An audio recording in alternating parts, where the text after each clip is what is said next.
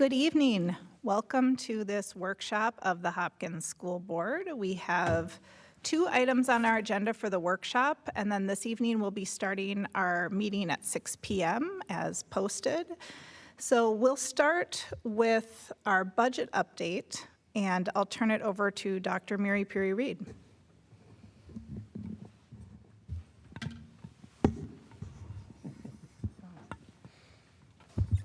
Thank you, Chair Bouchard, and good evening to board members, student board reps, and colleagues, and anyone listening in for this evening's board meeting. I'm pleased to have with us our Director of Business Services, Turiro Chapanduka, who accomplished a tremendous feat with the help of a small but mighty team over the break, which was to put together drafts of our predictable staffing models for our school leaders. We've been meeting with our cabinet system level and school leaders for the last few weeks now to unpack where we are in the budgeting process and to consider all of the revenue streams and to look at all of the ways we've been thinking about and needing to spend our federal ESSER dollars, and have come to a significant milestone, which is determining a draft of an allocation for our schools, which begins the staffing process. So it is a point that we feel good about, but we literally just arrived. So I'll have Director Chapanduka provide our school board with an update on where we are with our district budget. And then tomorrow as a cabinet, we'll be meeting to review the draft predictable staffing models, and we'll be meeting with our school leaders on Friday. So we still have more work to do to work on finalizing these allocations. Turiro? Thank you, Dr. Mary.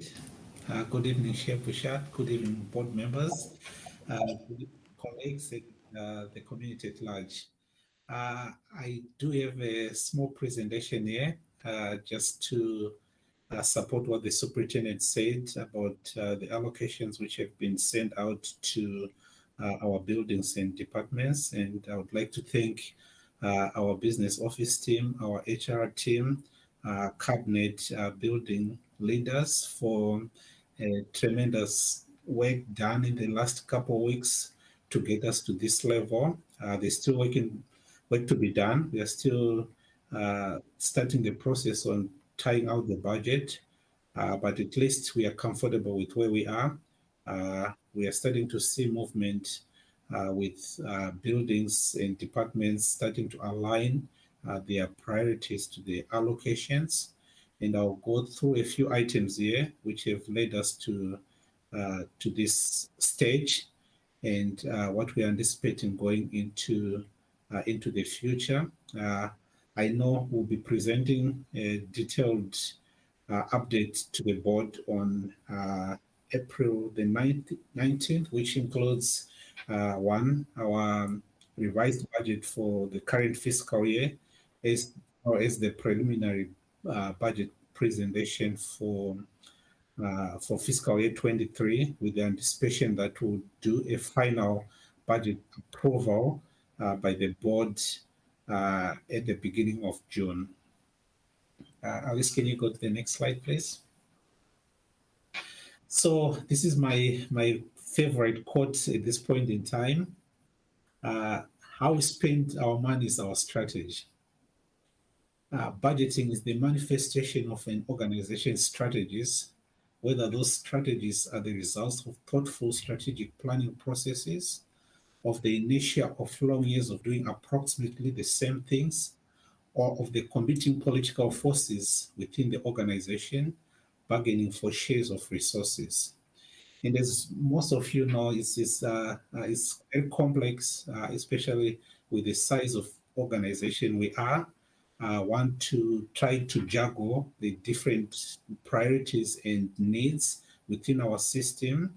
And I would like to thank the leadership for helping with this process in a cohesive way across our systems, bringing all the leaders to the table to identify those priorities which led us to develop and refine our predictable staffing model, which ended up giving us a resulting draft structurally balanced budget. Can you go to the next screen?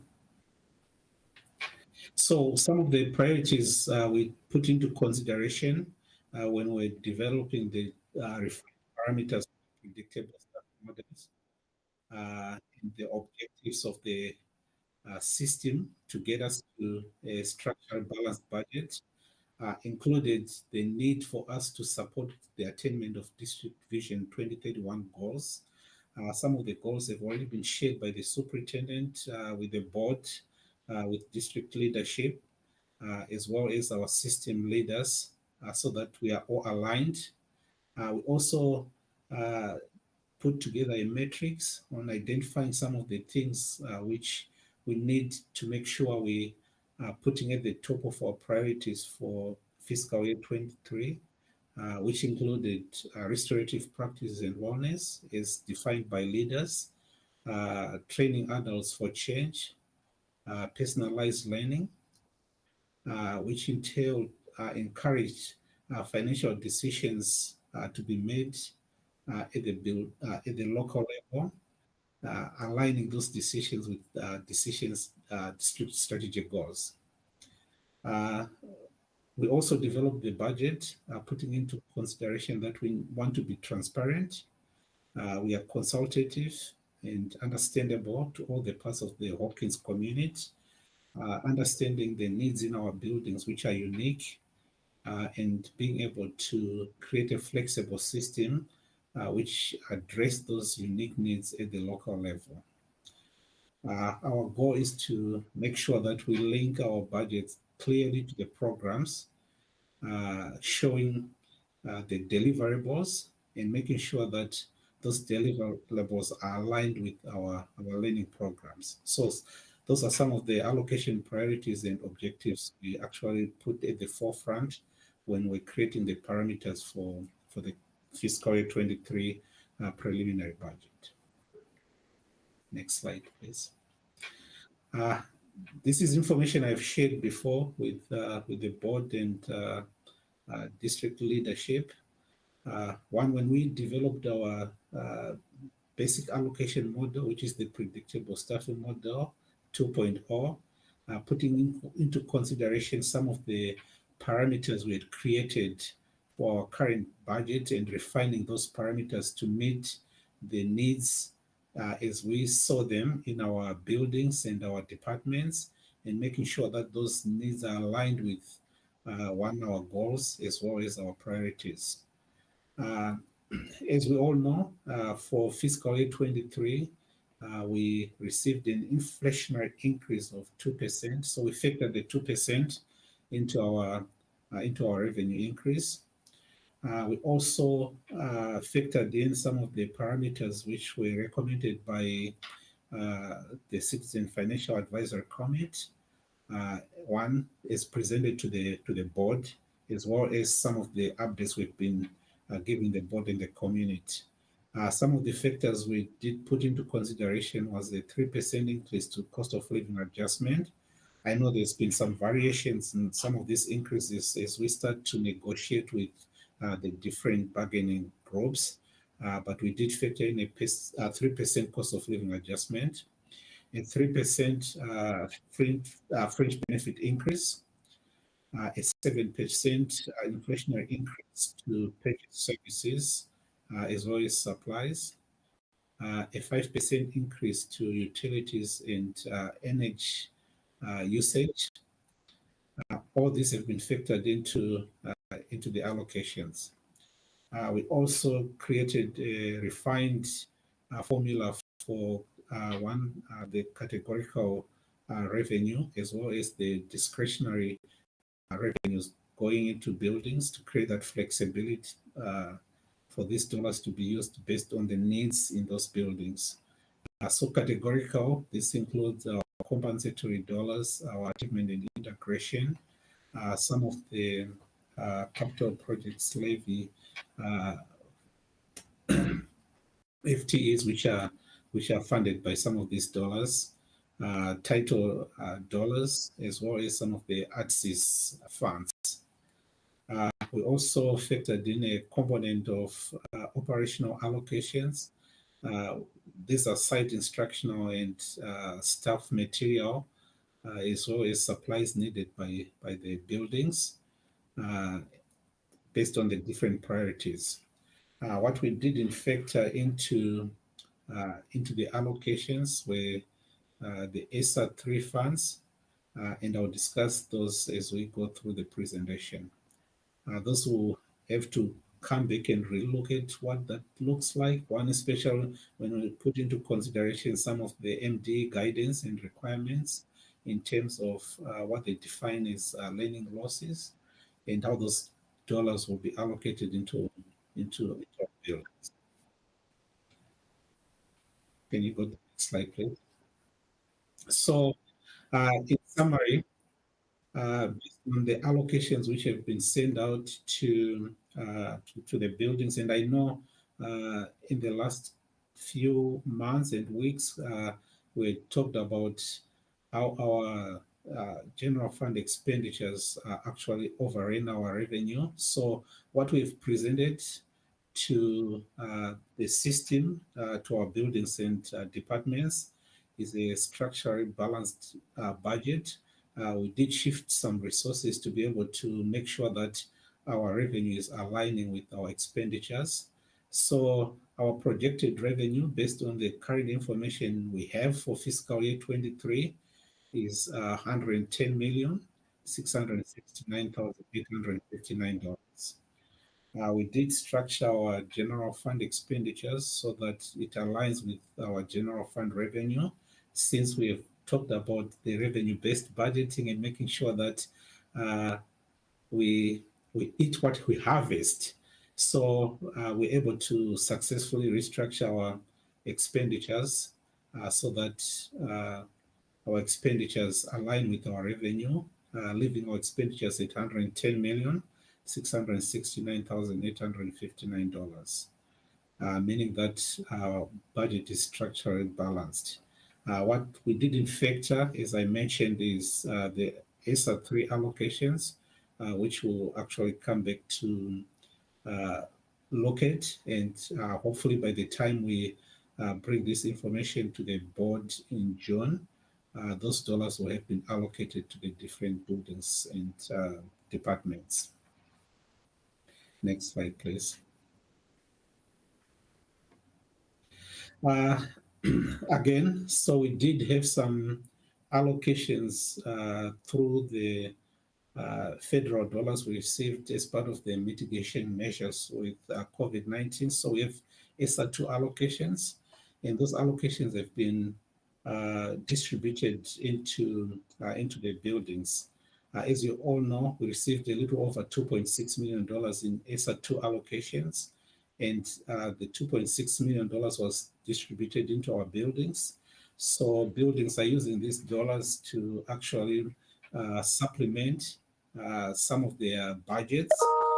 Any remaining dollars which are not finished in this current year of the Sr2 will be allowable to be carried forward by the buildings into fiscal year 23, and those dollars have to be spent by September of 2023.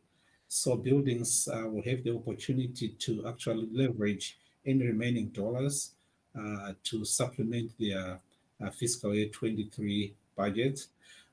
Since we are still in the middle of the fiscal year, we don't have the remaining dollars, but we'll be providing those dollars as time goes on. Next slide, please. The next allocation is the Sr3. Those are the dollars I was mentioning. We received a little over $6 million. We've earmarked some of the dollars for different needs within the district. One with virtual AD, some of the dollars we have to send to our intermediate district 287. The main piece which we definitely will have to work on allocating is the learning loss set aside of about $1.2 million. So those dollars will be prioritized since they are supposed to be used as direct learning allocations into our buildings, and we'll be figuring out a way of creating a formula and how those dollars will be distributed. The remaining $1.4 million, we are still consulting with different stakeholders on identifying what the needs are and how to prioritize those dollars.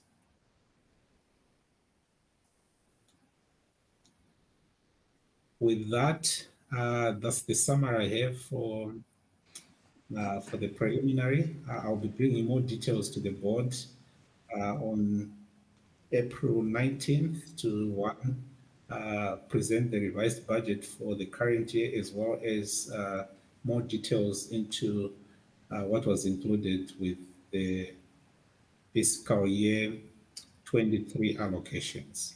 I'll take any questions. Thank you very much, Director Chapanduka. Questions or comments from my board colleagues. Director Adams? Yes, thank you, Chair Bouchard. Torero, I see, you mentioned we've got 1.4 million still unaccounted for our Sr3 allocations. Do you anticipate that we'll find some uses for those? Yes, Director Adams. Yeah, we are still consulting with different stakeholders. One also making sure that the plan we send to MDE is aligned to how those dollars are being distributed based on the different priorities. So those dollars definitely will be put into good use. We have until September of 2024 to spend these dollars. So we still have a good wiggle room for that. Okay, thank you. Thank you.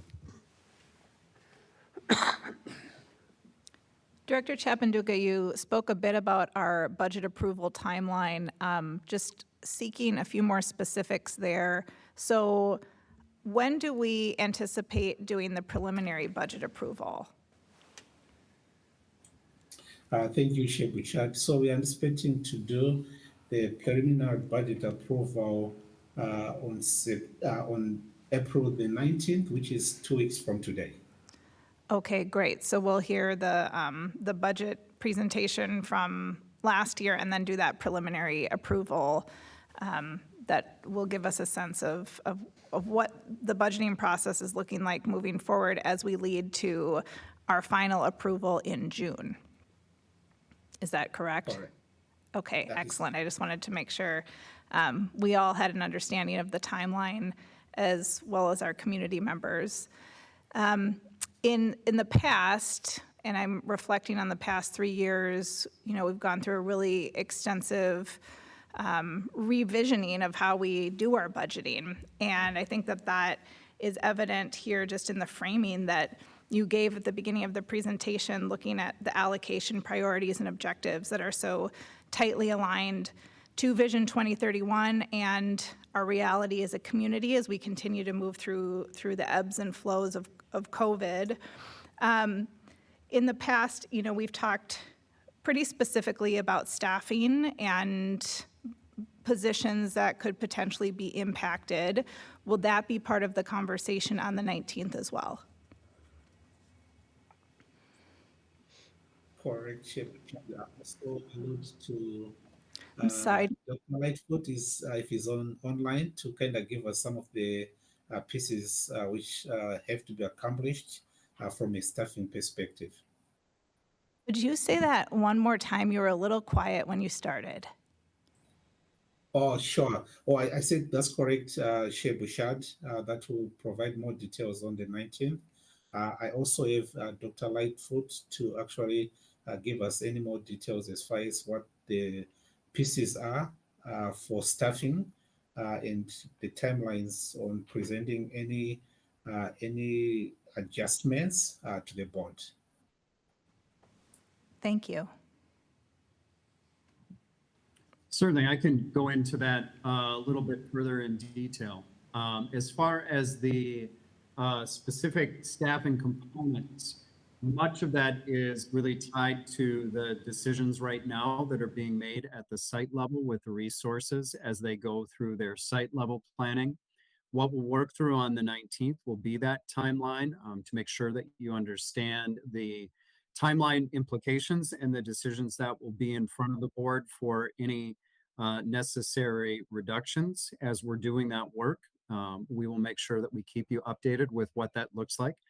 Preliminarily, we're starting to, as Dr. Mary Peary-Reed identified, use this week to be more solidified in knowing what that will look like in our individual buildings, as well as what that will look like as a complete system.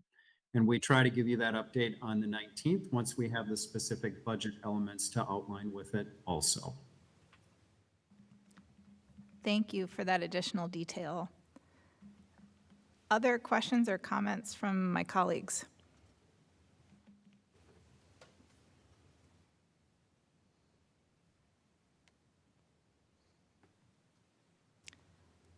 Okay, any additional comments from staff on this piece, or shall we move on to the next agenda item? Great, well, thank you very much, Director Chapanduka, and we'll look forward to continuing the conversation on the 19th. So next we'll move to our school board agenda policy 203.5, and I will turn it over to Vice Chair Andreessen. Thank you, Chair Bouchard. So we agreed to take a look at this policy, given some confusion that occurred. It feels like many, many months ago, but I don't think it was many, many months ago. A couple of meetings ago around a policy that not all board members were aware that we were going to be voting on. So one of the things that I think is really good is that we did take the Policy and Monitoring Committee took a long look at School Board Agenda Policy 203.5. And I know it's everybody's favorite thing to talk about policies on policies. But I think this one, it was really good to take a look at because I think the policy was based on old practices and old ways of doing things and just had never really been updated to reflect that we now live in a digital age. That board members are not getting mailed paper copies of things in order to prepare for their meetings, but also wanted to be really mindful of the fact that COVID has required us to be much more nimble than I think most boards are prepared to do so through their policies and practices. So I thought it was a great conversation around what we feel comfortable with as a board moving forward, knowing that we do need to be much more nimble than maybe school boards have had to be in the past, but also knowing that because of the nature of school board work is that often it is something that you are doing not as your primary function, and also that it is we usually get new members, which is a good thing, but that making sure that everybody can feel prepared and ready for whatever is on the agenda is of, I think, great importance. So we have some revisions to what the policy was for all of you to look at and discuss. Hopefully you had some time to look at it, and I welcome feedback, thoughts. Yeah. I'd like to thank the monitoring committee for taking this up. I agree that it's important and gives us a chance to kind of level set and realign. So I certainly appreciate that. As I look at the suggested changes, I think that they all really make sense. The comments and questions that I had were a bit more operational in nature, just to make sure that we're on the same page in terms of like, what does it look like to receive the draft agendas, right? So I'll save those for a little bit later in the conversation if other board members have feedback on the language changes themselves at this point.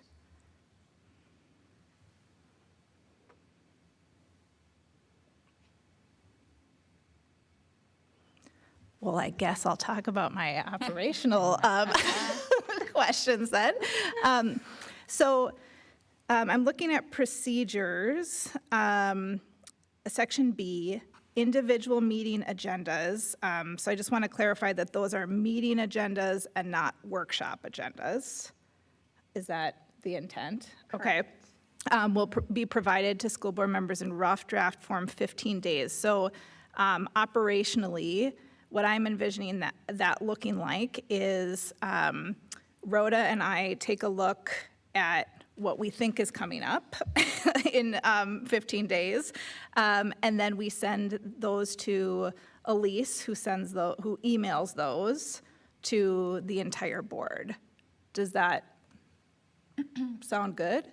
So one of the things I think that we talked about was the availability versus delivery, right? Because I think that when we were looking at delivery, that was a bit antiquated and more along the lines of like, now everything is available to us. We know where to go to download it. So rather than having an actual communication or a to-do item, it's more about its availability to us.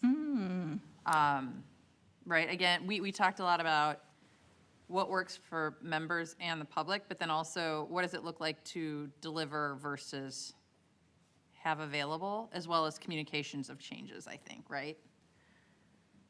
That makes sense. So these draft agendas would not be available to the public. They would just be available to the board as I'm reading the policy language. And what that could possibly look like is like a Google Doc that has the anticipated topics that are coming up or agenda items. What we would have to be really careful about is not commenting in that Google Doc, because then we start to get into open meeting law territory. So that could be one, well, and what I could do is just turn off comments, right? Or like make it so it's viewer only. Yep. And then that would eliminate that issue. So that could be one option, is to have a Google Doc that everyone's able to access to see what agenda items are coming up within that 15-day period or 15 days before. Well, and Shannon, correct me if I'm wrong, but our intent wasn't necessarily to increase, and Nick, you might remember as well, we thought that it was currently like about 15 days that those agenda items were created. Is this a lot more time in advance than what you guys are currently doing? I think it depends on the topic. Okay. The prior policy had 2 meetings, so that was a month in advance. Sometimes more. So we've significantly reduced that. That was, yeah, our intent was to make it more timely, not Yeah. further in advance, right? Like more immediate, Yes. so it reflects things. But I mean, and again, we were talking about personal rhythms in this as well. Like I read the agendas like Sunday night, Monday before the meeting. Whereas, we talked about like somebody like Steve or Rachel might be like, I'm going to do it a week in advance so I can marinate in it, right? Everybody's different that way. So, I think that for us, we felt like 15 days was enough time for the public to have time to also marinate in things, for us to get opinion. Like if there's something that came up again that felt like we would want more information than just what's in our own brains, it gave us enough time to reach out to people and gather information on items as well, right? So I just want to clarify, the draft agendas that would be made available 15 days in advance would not be publicly available, but it would be, because that's my understanding from the policy. Or am I misunderstanding that they would be made publicly available? Yeah, I guess I'm wondering what the public versus private issue is, because I don't see any of that language. So it says provided to school board members versus posted publicly.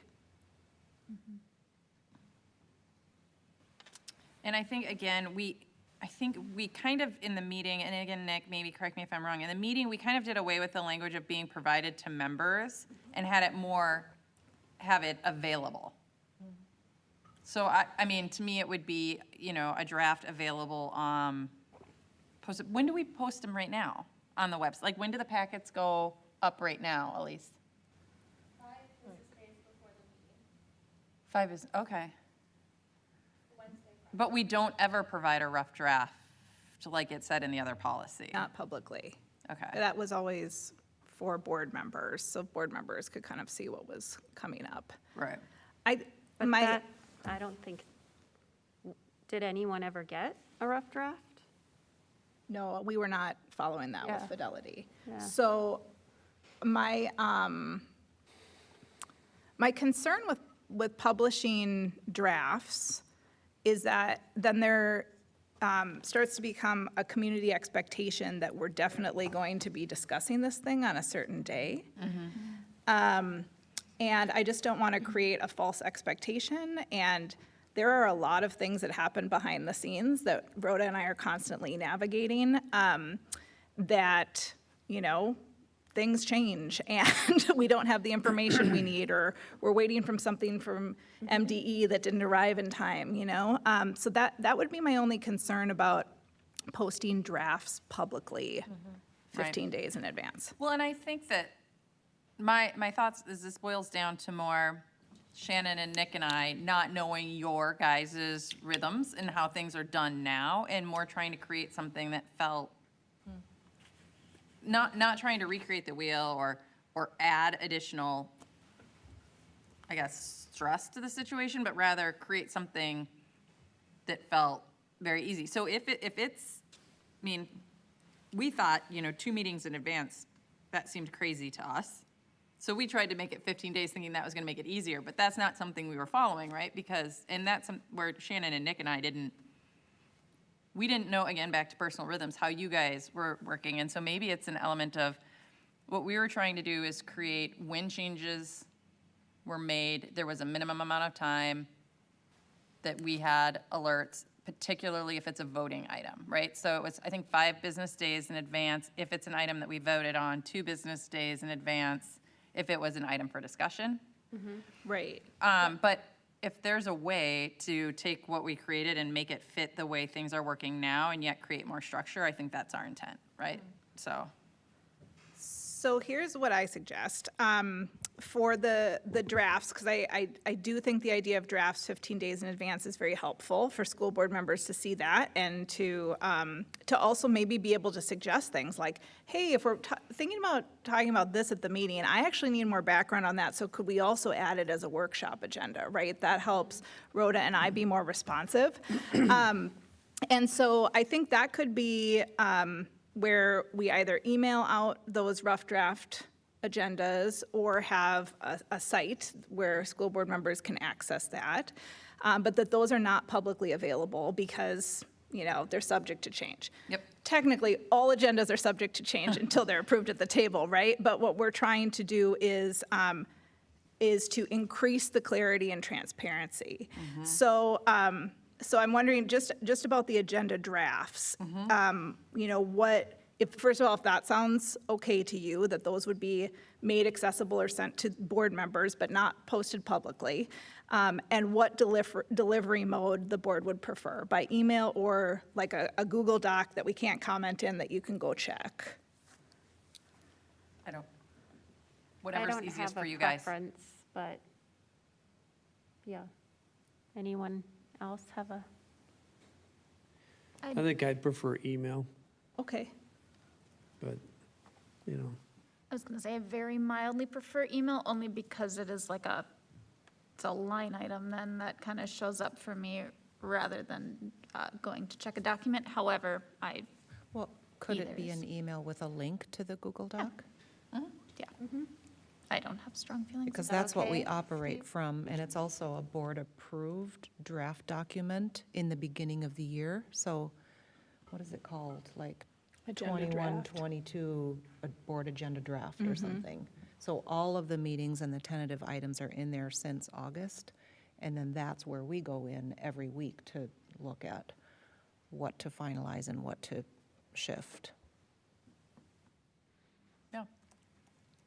I think that makes. So then good. you're actually, you would Great. actually have access to more than the, the two upcoming meetings. A Unless we, non-editable unless Google we Doc. created That's right. something. Yes. Because, that's one of my concerns about Google Docs.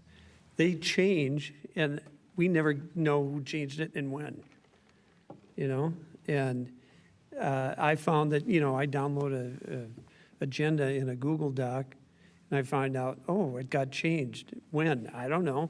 Who changed it? We don't know.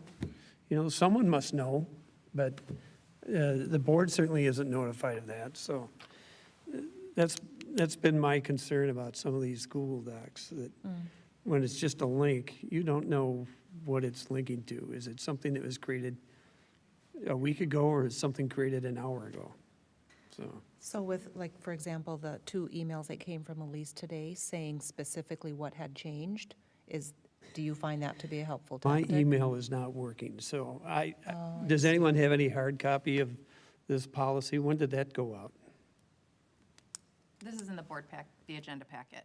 Well, I opened the board packet this morning, and it just showed the agenda for this meeting, and it didn't have any links to anything. So this is a concern I've got, is that I'm operating in a vacuum. So I think you're actually getting at the next part of the policy revision here. So, Does anyone have a hard copy of it that I could of the, refer to? Because I haven't seen this. Elise, do we have one? Steve, it's also in the board meeting packet. Oh, it is. Yeah. Yeah.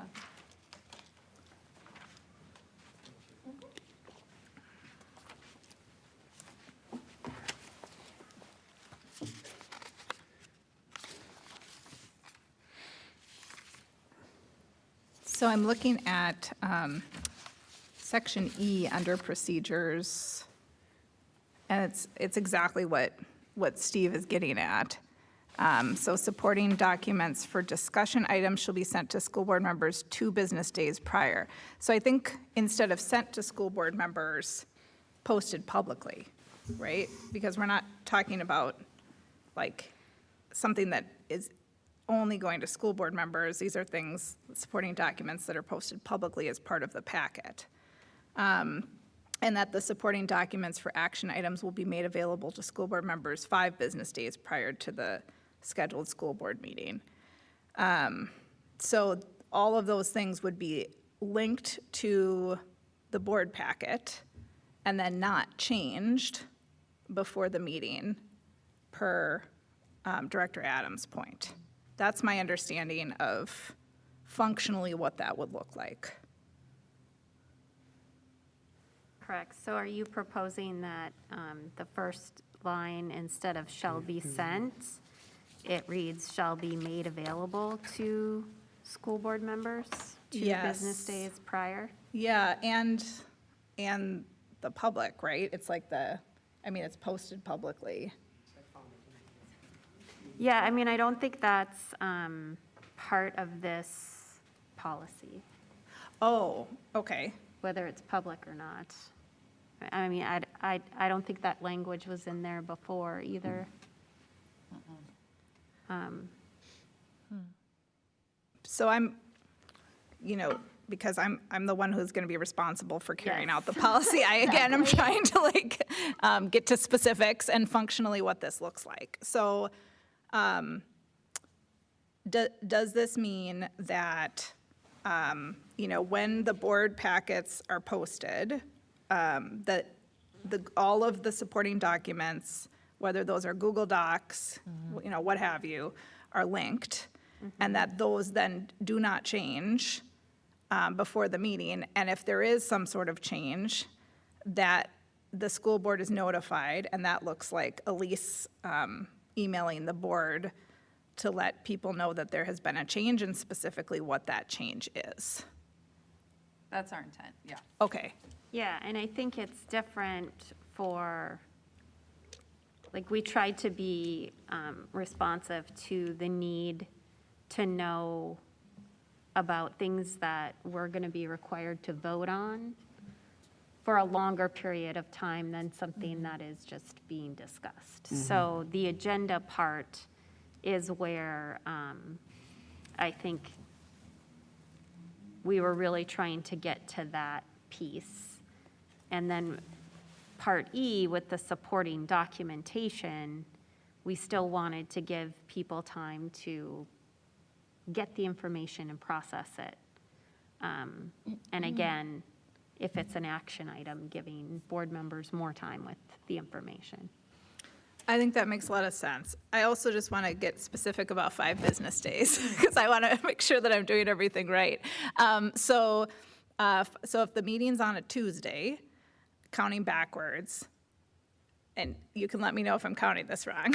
Math is not my strong suit. Okay, so we've got Tuesday, Monday, Friday, Thursday, Wednesday, right? So the packets with supporting documentation would be posted the Wednesday before the meeting. Okay.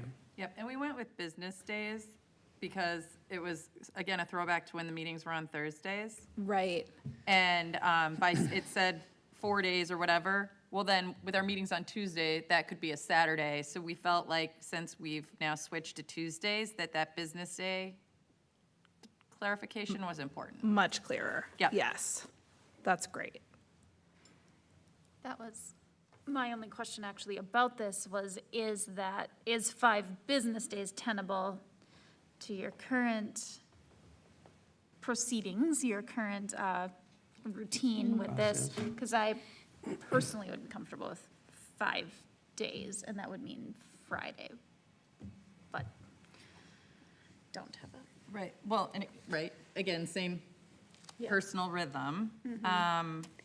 But I also think we want, one of the things we were concerned about, and Rhoda, maybe you can speak to this, is, recognizing that some of these items are being created, like the budget is an ever-changing document, right? And so if we're asking Truro to do a budget update, knowing that if it's that we're voting on it, there may be changes on some of those items, but I think that as long as those are clearly communicated, and we just want to be cognizant of that and understanding, like, in some cases, 5 business days, it might not be possible because there are so many moving parts to something. But I think as long as the communication is clear, the board's alerted, and that somebody can push back if needed, right? So. Yeah, I think it just, like you said, it depends on the topic, on the item. Some things are more complex and will take more time. Some things are more complex and they will change at the last minute. And some things are just like substantive, if we're going to do a Vision 2031 update, it's like there's 25 people working on it, right? So we just have to be, I think we just have to be more on top of everyone who puts together these reports so that Elise doesn't have to chase people Right. and risk, not posting on time after we've made this commitment to post within really explicit guidelines, so. Well, Good thing all cabinet members are tuning in right now so they can hear what we're talking about. Well, it's not just for the board convenience that I'm concerned about this, it's for the public too, because, we've had plenty of topics this year that we've had to talk about where the public's very concerned, and if they want to mobilize a bunch of people to go to the meeting and speak on one side or the other, we should give them adequate notice to do so, I think, so. So that's why I think we need to codify this and make sure that we follow it. I also do want to say that I think it's important, as someone who likes to be prepared for things that I do, that we do get information, even if it's complex, days in advance. I'm one of those people that I need to process before I can really ask a question. And sometimes when I'm just getting information in the moment, it's really hard for me to do that, which I feel like is my job as a board member. So if we can, I really feel like taking another look at this policy and being very explicit about expectations is helpful, because then if there are other board members who are like me, they can, sit down with the information, the supporting documents, really go through them, figure out where they might have questions, and go to the person that could answer those questions Right. for them. I think it will just help the board represent our community more effectively if we have those within 5 days or 2 business days, just to give us that time. Absolutely. It sounds great. I do like the revisions to the policy, and now that I've asked my operational questions, feel very confident that we'll be able to carry this out. So thank you to the monitoring committee for bringing this forward. And I just want to say, while we're talking about kind of what this looks like operationally, that Elise is so wonderful and does such a great job of keeping everybody organized and is very, very responsive. We've had some weekend text situations, and Elise is just on it. I try not to make those things happen too often, but if there's something that I really think needs to be clarified for the board, and so I just wanted to give a shout out. Obviously, we all know that Rhoda is wonderful to work with, but because I have the privilege of working with Elise more closely, I just wanted the board and our public to be aware of how great she is. Ditto, Elise.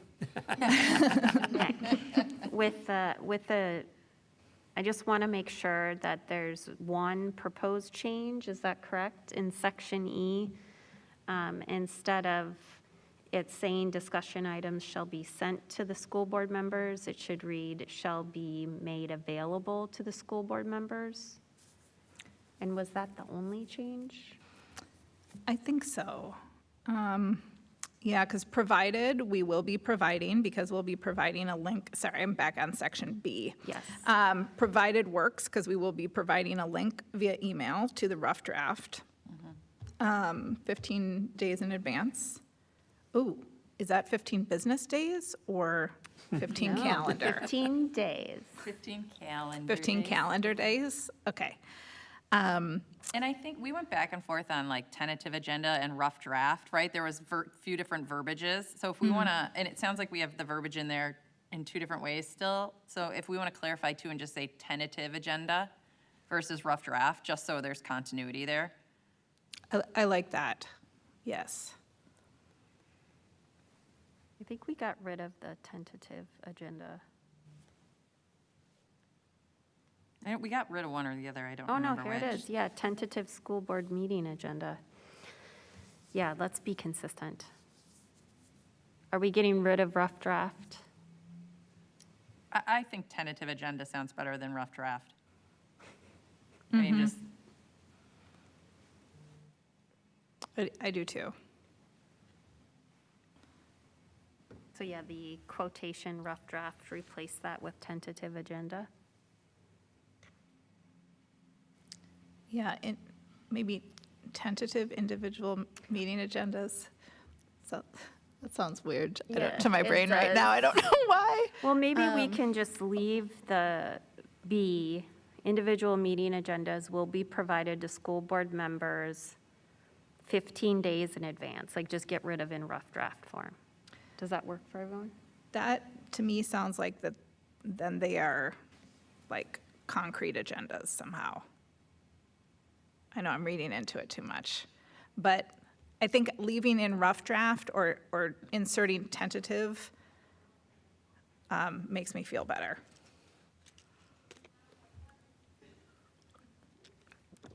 I'm okay with rough draft if that just is easiest and everybody understands it.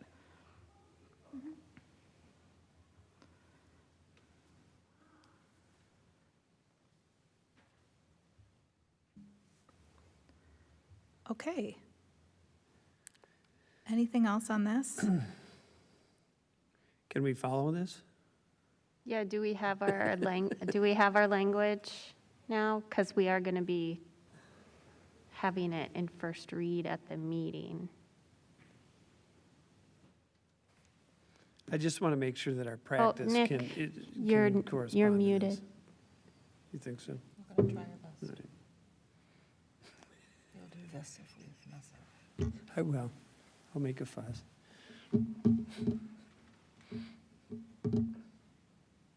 Did you say something, Nick? Oh, are you on mute? Can't hear you. Oh, he's not muted. Oh, we can't hear you. But he looks really good. I know, I love your bow tie. I mean. Great bow So tie. it's like, it's okay that we can't hear you because, very dapper. Are, What was we- the last question? Can we follow this? Or- Yeah. Yes. I mean, that's always the goal. I think it was, do we have our language set Oh, I see. for? Yep. I think we do, right? Okay. Just that one change, because, So we'll have it in second reading at the meeting at 6? No. Is that it? no, Or- first reading at 6, Okay, and then second read gotcha. on the consent. This does not count as a reading. Right. No, it does not. Right. Not according to our policy on policy. So second reading on the 19th. All right. Yeah. But I think we can start to get into this rhythm. Okay, great. Thank you very much. This is really helpful for me. And that is our last agenda item for the workshop, so I think we should take a break, and I'll see you back here at 6 o'clock for the meeting. Thank you.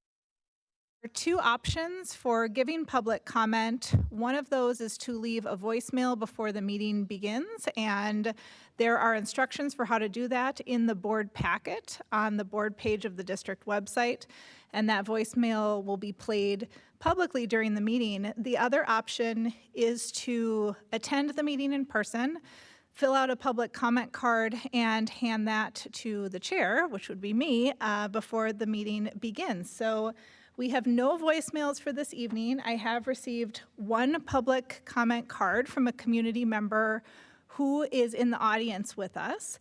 And so I'll read through our guidelines for public comment and then invite that person to the table. The Hopkins School Board believes that hearing from our community members is crucial for implementing Vision 2031. If you wish to contact the board via email, instead of publicly commenting at a meeting, you can do so via the district website. At board meetings, our public comment will be received both in person and via voicemail, as I have outlined. And we have two public comment sections during the meeting. The first, which is happening now, is for items on the agenda. The second is for items that are not on the agenda, and that happens at the end of the meeting. Here are the guidelines for public comment. Please keep your comments to 3 minutes or less. Public comment is for input only. Members of the school board will not respond directly to public comments that are made at this meeting. No specific action will be taken at this meeting in response to comments that are made or issues that are raised during the public comment period related to items not on the agenda. If the board determines that action is appropriate, that action will occur at a future board meeting. A district representative may follow up with you after the meeting. I will recognize one speaker at a time. Only those speakers who are recognized will be permitted to speak. Individuals who interfere with or interrupt speakers, the board, or the proceedings may be asked to leave. Personal attacks on any individual, including any other speaker, during the public comment session are unacceptable, as are obscenities or profanity. Persistence in making such remarks will end the individual's opportunity to address the board and may result in the individual being directed to leave. I will rule out of order any statement that would violate state or federal law, school board policy, or the privacy rights of an individual. Minnesota's open meeting law prohibits the discussion of private educational data during an open meeting. Accordingly, during the public comment session, no person may discuss private educational data on an identifiable student. The open meeting law also requires the board to close a meeting for preliminary considerations of allegations against an employee. Accordingly, community members who have concerns about an employee or want to file a complaint or allegation against an employee are encouraged to contact the superintendent directly. Repeated violations of these time, place, and manner restrictions may also lead to the meeting being briefly recessed. Community members will have an opportunity to be heard within the limits of the law and subject to the time, place, and manner restrictions above. Thank you for your willingness to participate in public comment this evening. And with that, I'd like to welcome Lila Bouchard to the board table.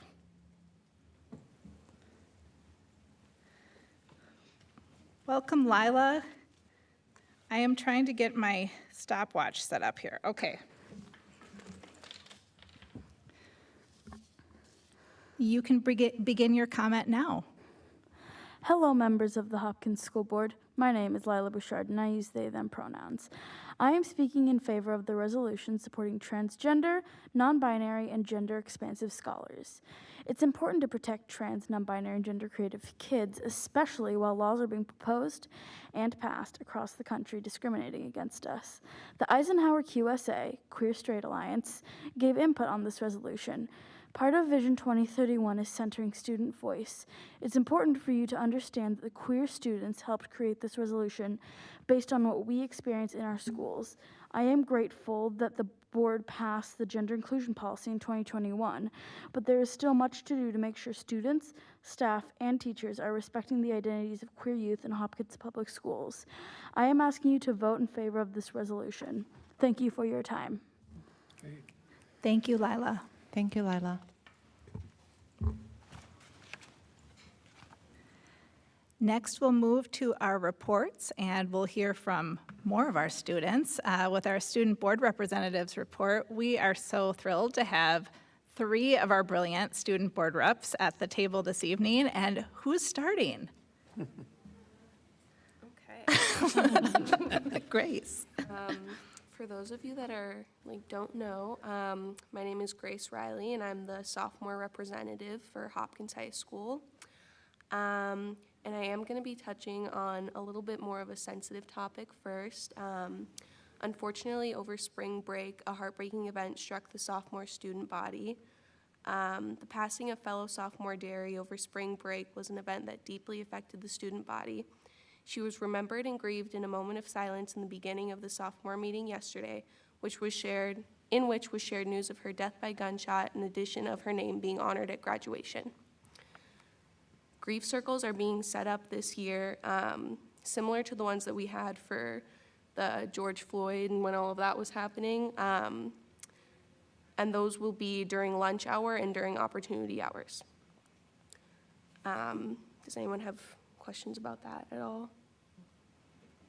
I did provide our board with an update, so thank you for Okay. mentioning Derry at the meeting this evening. All right.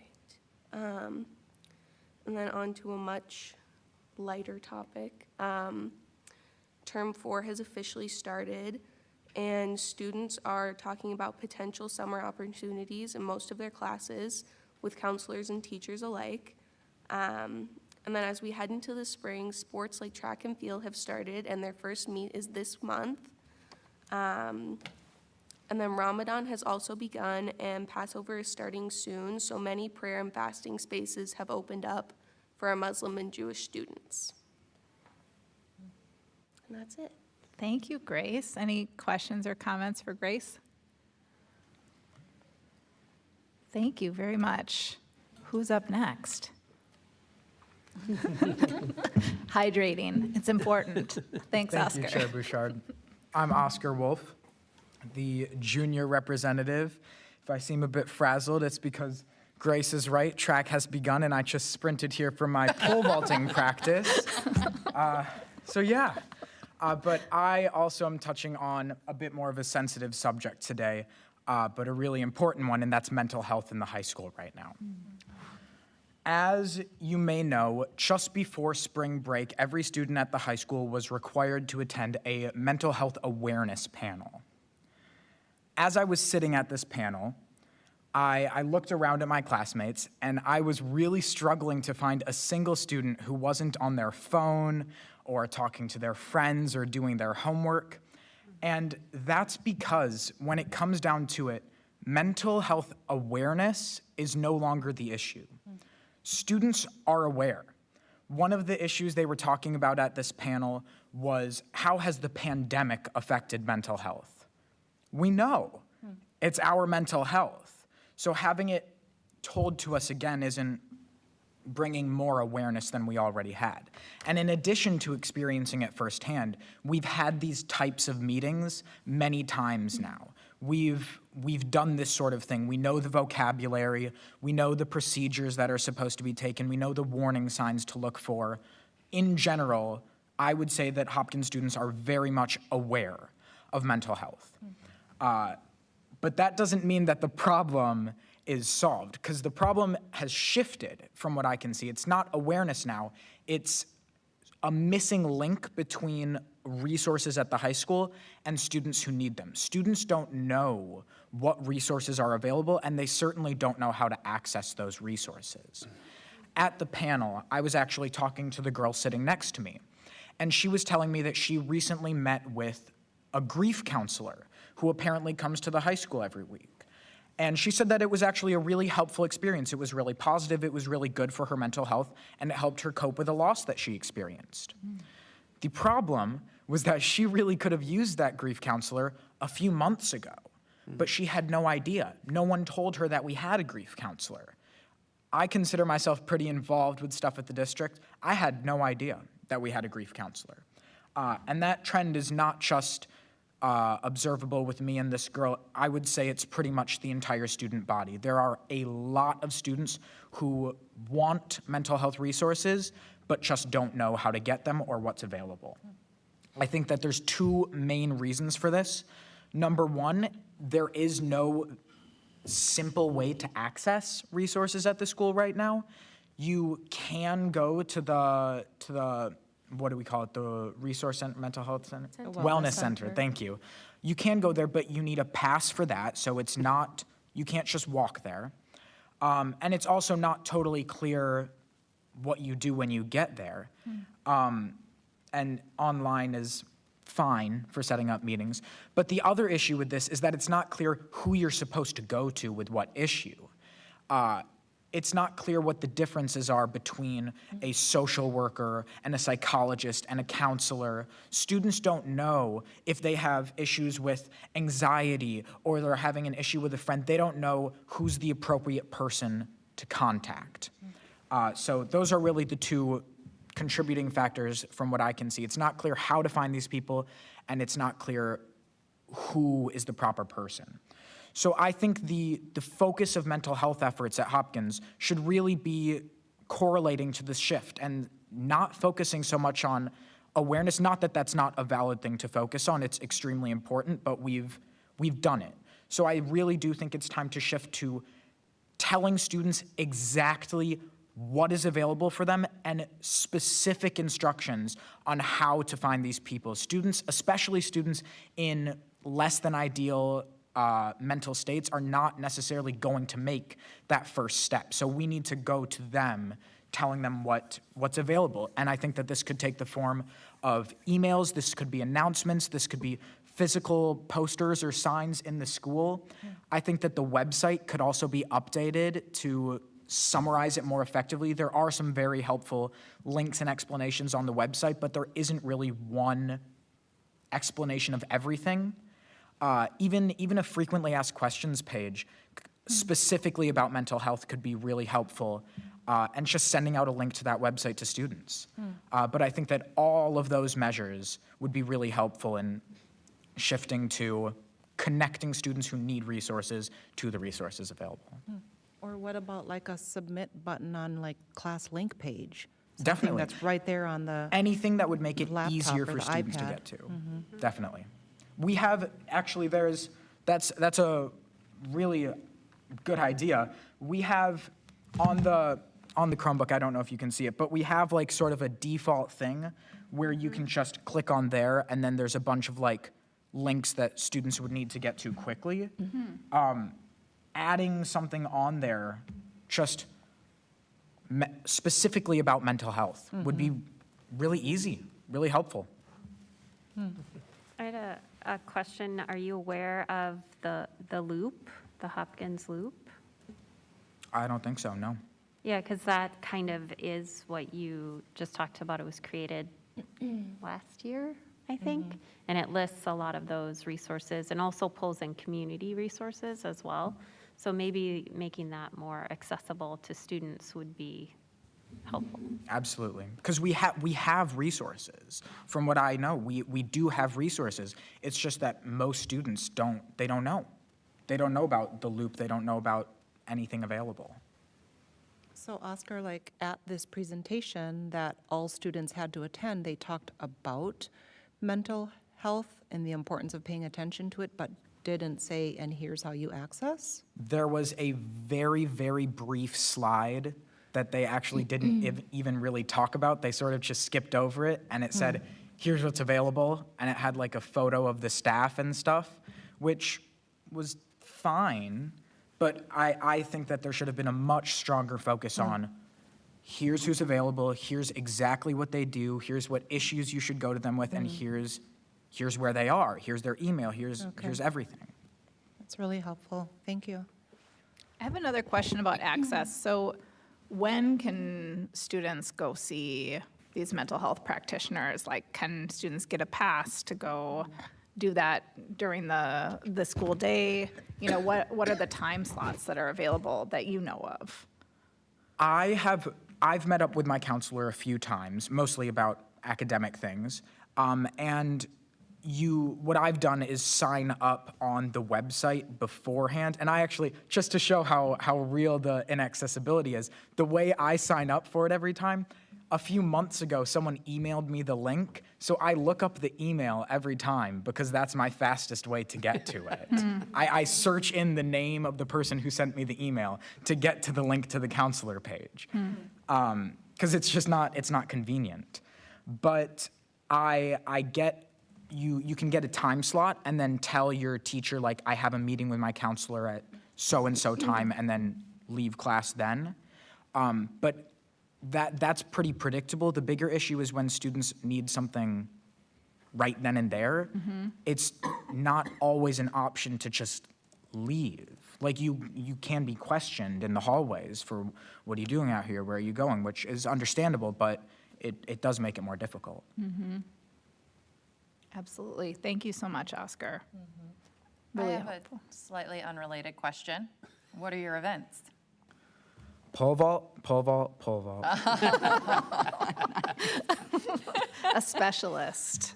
All right.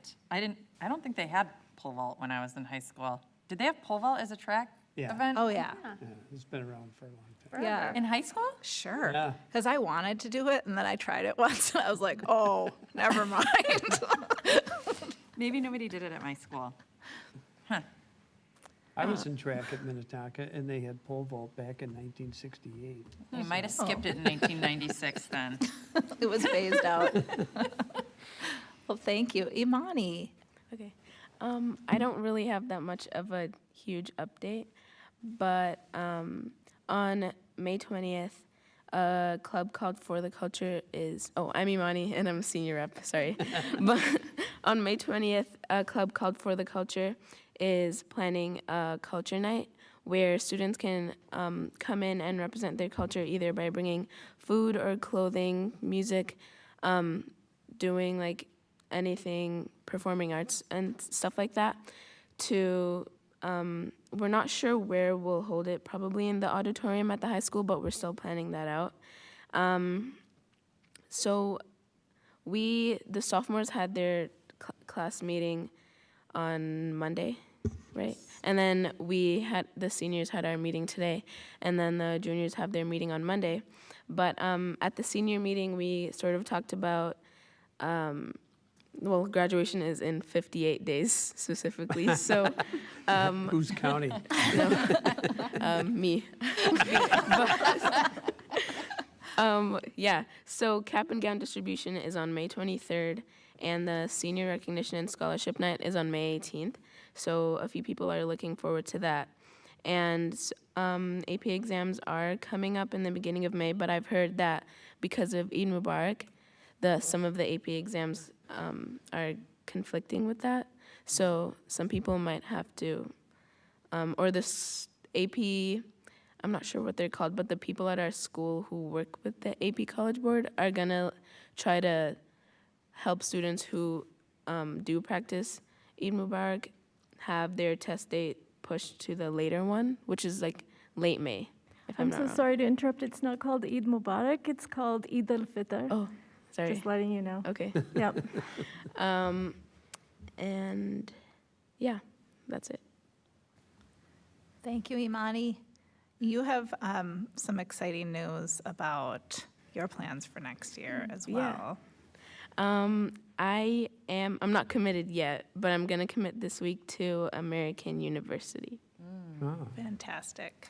Yeah, congratulations. thank you. And when is that culture night? What's the, When? yeah, Oh, May 20th. May 20th. Okay. Excellent. Thank you to all of our student board reps. Next, I'll turn it over to Dr. Mary Peary-Reed for the superintendent's report. Thank you, Chair Bouchard, and I'm grateful to Elise for sharing a brief slide deck, and thank you, Grace, for acknowledging the loss of Dariana Davis's life. I was very upset to hear about that, and spending a couple of hours, at the high school today. We spent some time with some students who clearly have been harmed and traumatized by her death. So we'll be thinking of her family, and hopefully we'll find a way to celebrate her life after giving her family space to grieve. So thank you for acknowledging that. We haven't met as a school board since mid-March.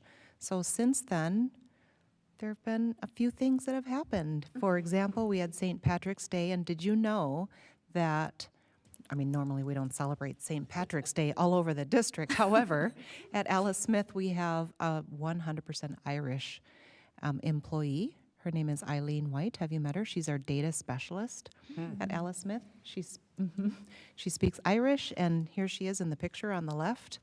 And so I learned a little bit about how they celebrate St. Patrick's Day in Ireland. So that was very cool. And this is quite obvious to all of us, but our girls did win the state title back on March 19, beating St. Michael Albertville 72-56, and this was our 8th state championship, believe it or not. And so the high school did a fantastic job of honoring our powerful and amazing athletes in the mall at the high school that following Tuesday. So that was a nice celebration. And I would like to acknowledge again Rachel Volkman. So if you remember, we had 4 teachers from Hopkins who were nominated for Teacher of the Year, and one of our teachers has reached the level of semifinalist. So on the Teacher of the Year program in Minnesota is in its 58th year. It's the oldest and most prestigious recognition program in Minnesota to honor excellence in public education. Candidates are pre-K through 12th grade and also include early childhood, family education, and adult basic education teachers.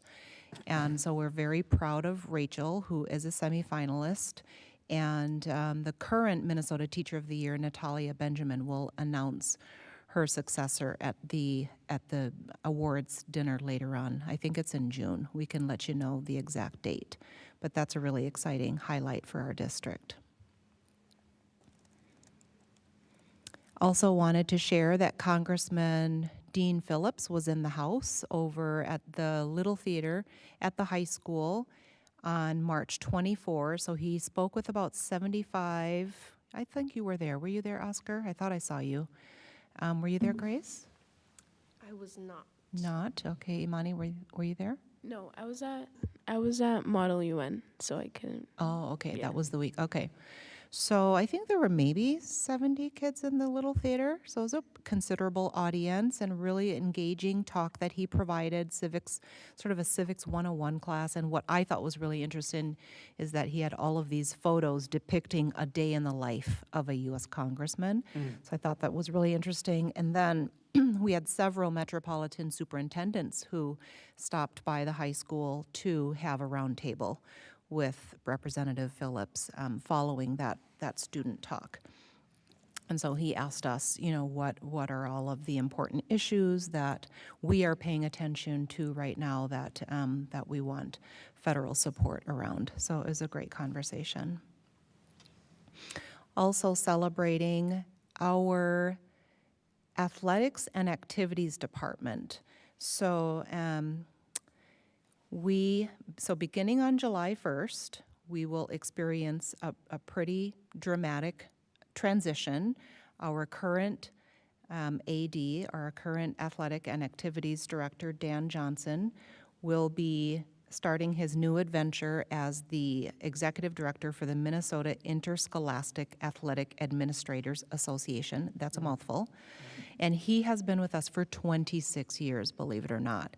And so we are completely grateful and indebted for just all of his service, his devotion to students and their engagement in co-curricular activities. He's, really a phenomenal person, has been a tremendous leader, and has been assisted by Nicole Hancock and Aaron Brown, and of course, Sherry Reese, who recently retired. So we just wanted to celebrate this fabulous department and also welcome Jared Ellerson, who will serve as our new athletic and activities director over there at our high school. And Jared brings many years of experience and some really interesting things that he's done in his life. So we're excited to welcome Mr. Ellerson to Hopkins starting July 1st. Okay, so I'm going to talk about Paige just a little bit, and then one more update, and then we'll come back to this slide for a video that our very own Kevin Noonan put together. So over the break, we had the opportunity, so our high school principal, Principal Ballard, sent out a Hopkins All invitation for folks to contribute to a video, a welcome home and good luck video for Paige Beckers, who, of course, was playing in the Final Four. So it was really just a fun experience for everyone to come together and for that video to be made. And we're really proud that she returned. And, obviously they did not win, but what a tremendous accomplishment to be from Hopkins, to, go all the way to the University of Connecticut and come back within just 2 years to be in the Final Four. So we're really proud of her. And, there's so many news articles if you need to catch up. There's several videos and news articles, but we will end with a fun video in just a moment here.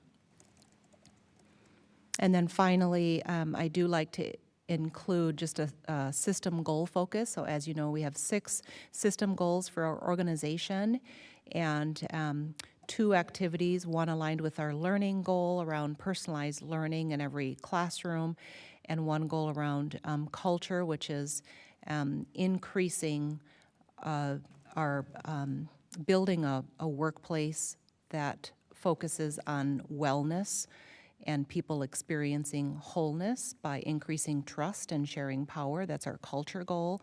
Wanted to share that right before the break on March 22nd. We had our 3rd quarterly gathering between union and district leaders to just talk about the many issues that are affecting folks across roles and positions within the organization, but also to talk about what's going well.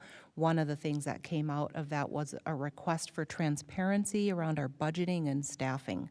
So we are preparing weekly Hopkins All messages starting this week to share information about where we are with our budgeting and staffing process, so that Hopkins employees feel like they have access to that information.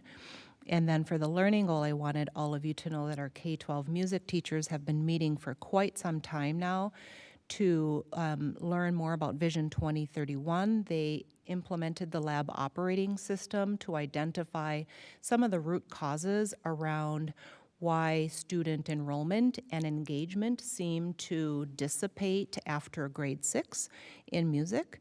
And they identified Vision 2031 aligned ways to increase personalization and engagement and enrollment in music. And so they put together a fabulous presentation for each other and for leaders right before the break there, I think on March 24th, with some recommendations for us to consider, and we'll be following up to meet with them and talk about what can be done both now and also long-term. We do want to provide our students with access to high-quality music experiences, so it's really important that we pay attention to what they uncovered and to what those recommendations are. And so Elise, should we end with playing the video that Kevin Noonan from our communications and marketing team put together to celebrate Paige?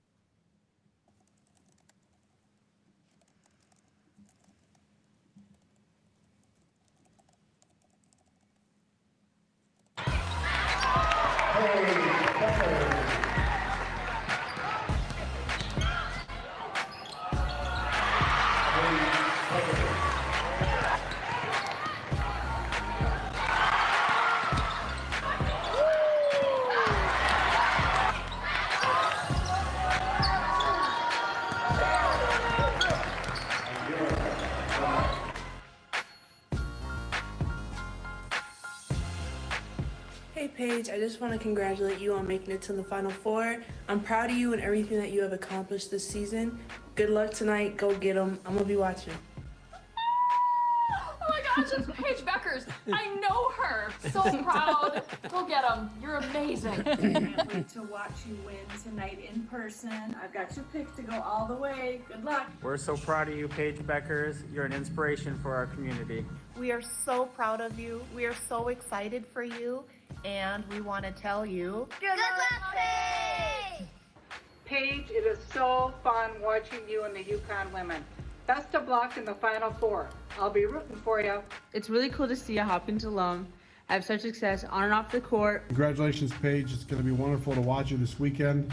Not only are you great on the basketball court, but it's obvious that you are such high class and character. No matter what happens in this tournament, we are proud of you because you are such a wonderful young woman who will use her platform for good. I just want to wish Paige good luck and congratulations on making it to the Final Four. Congratulations, Paige, for making it back to Minneapolis for the Final Four. We're all proud of you, and let's go win it all. Congratulations for all your accomplishments.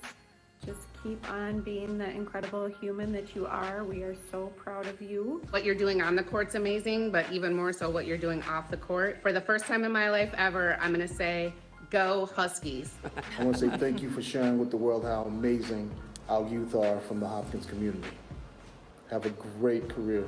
Congrats, P, on all the amazing accomplishments and making it to the Final Four. Good luck. Just want to wish you good luck tonight. And I'm coming to you from Hutchinson Island, Florida on my spring break where the whole restaurant is cheering you on. Go We're so very proud of you, all that you've done, all you continue to do on the court and off. Have a great tournament and best of luck. We are so excited to have you back in Minnesota and wish you and your team the very best of luck. Congratulations on making the Final Four. We're wishing you luck, and we know that you're going to take it over once again. Go UConn! It's game day. Go get them, Paige. Hopkins is so proud of you. Go Huskies. I will be watching you tonight. You were awesome in high school and you're awesome now. We are rooting and cheering for you. You are doing amazing work both on and off the court. Keep up the good work and let's get this W.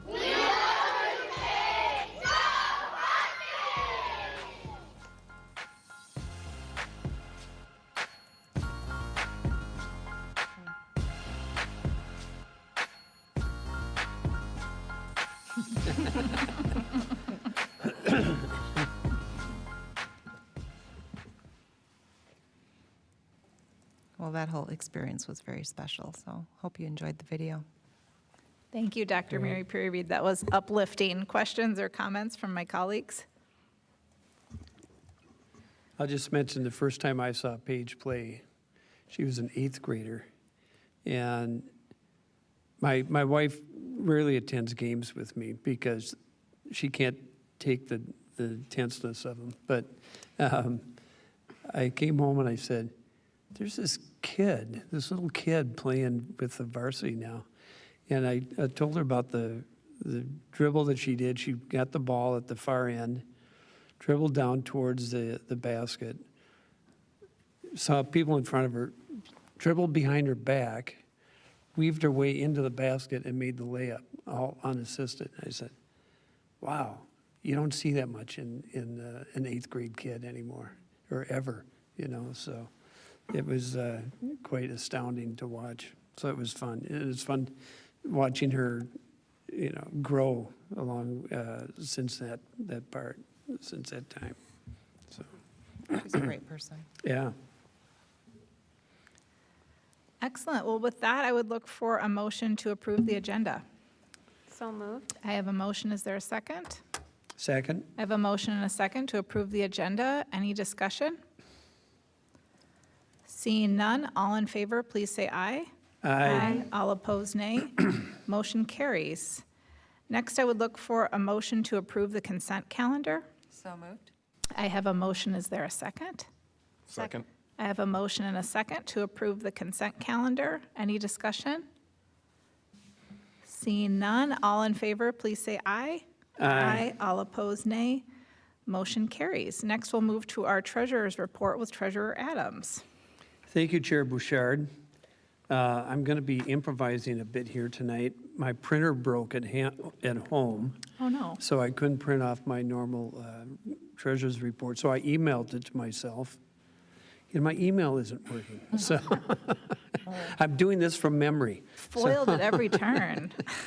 But at any rate, some of the notable expenses this time, we've got a whole bunch of lunch refunds, and we continue to get them every week.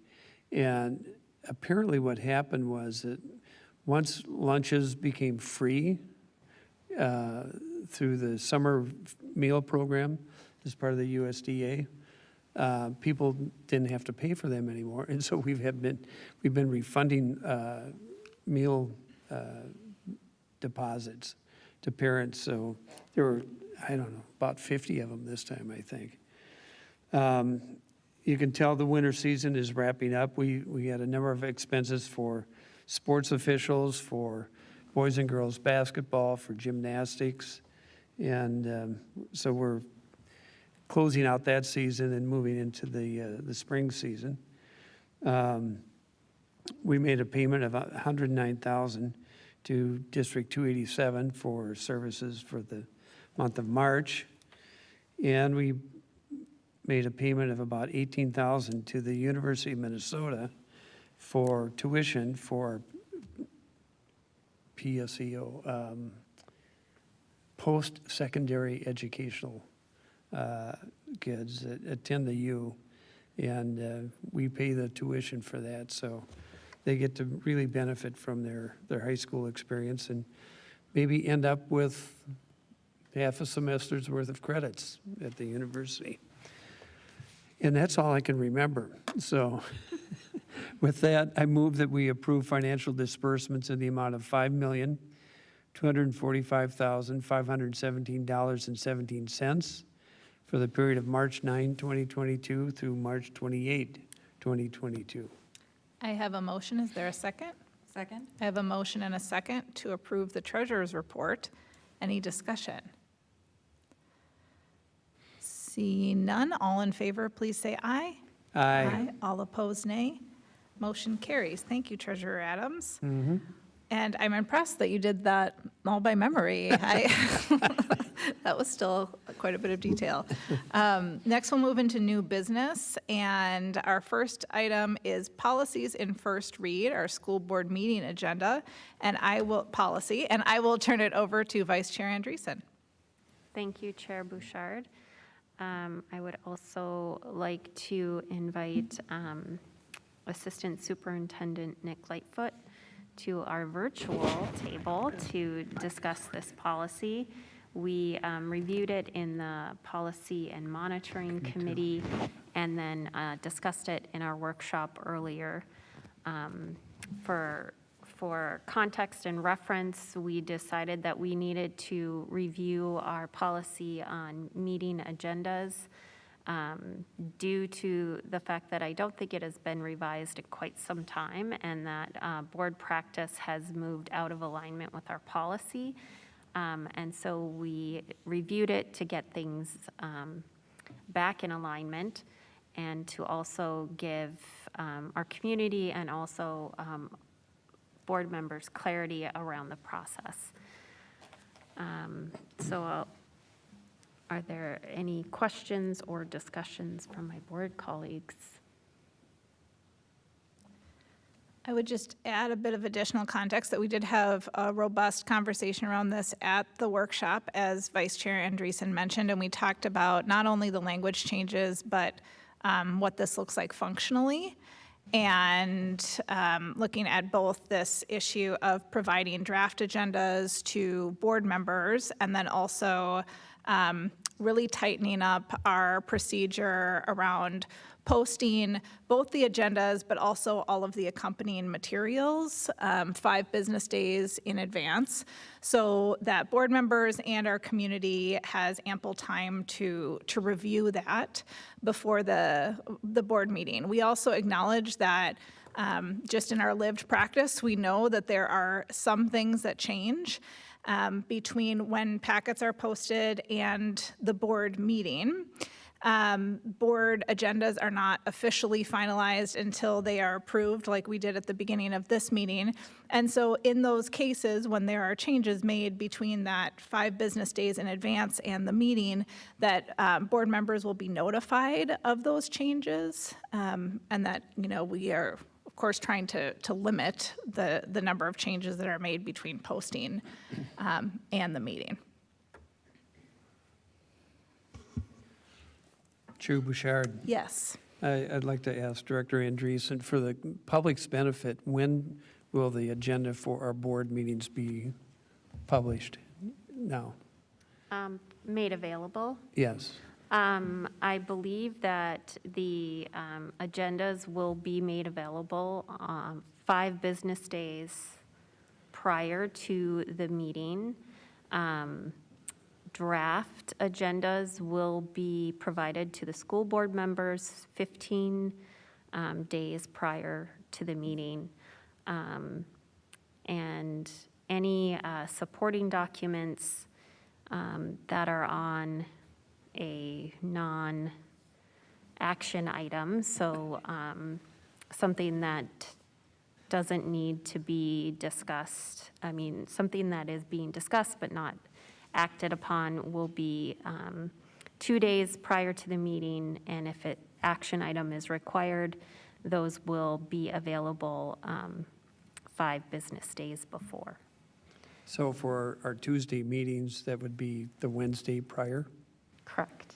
All right, thank you. And if there are any changes to the draft agenda, those will be,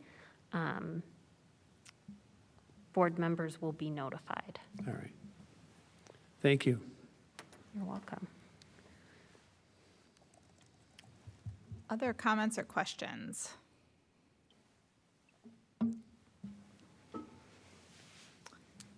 Okay, with that, I would look for a motion that the board approve the above policies in first read and that the board direct the administration to prepare the policies with suggested revisions for approval in second reading at the next meeting as part of consent. So moved.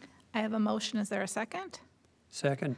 I have a motion and a second to approve the policy in first read. Any further discussion? Seeing none, all in favor, please say aye. Aye. All opposed, nay. Motion carries. Next, we'll move to our resolution supporting transgender, non-binary, and gender expansive students. There's a bit of background provided in the packet. Over the past month, I had the privilege of working with Hopkins scholars and staff to collaboratively craft this resolution in support of our transgender, non-binary, and gender expansive scholars here in Hopkins schools. I met with the QSA, the Queer Straight Alliance at Eisenhower Elementary, and worked with our LGBTQ+ liaison, who also leads or advises the GSA at West Junior High, and our 2 staff members who advise the QSA at Eisenhower as well.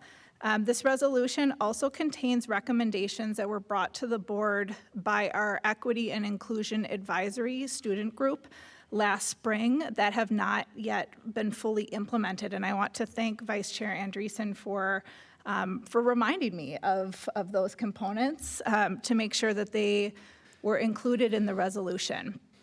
I am in communication with board members and board chairs in other districts. We are not the only district looking at passing a similar resolution, especially given attempts to limit the rights of transgender, non-binary, and gender expansive scholars, both here in the state of Minnesota and across the country. So I know the Osseo School Board is considering a similar resolution.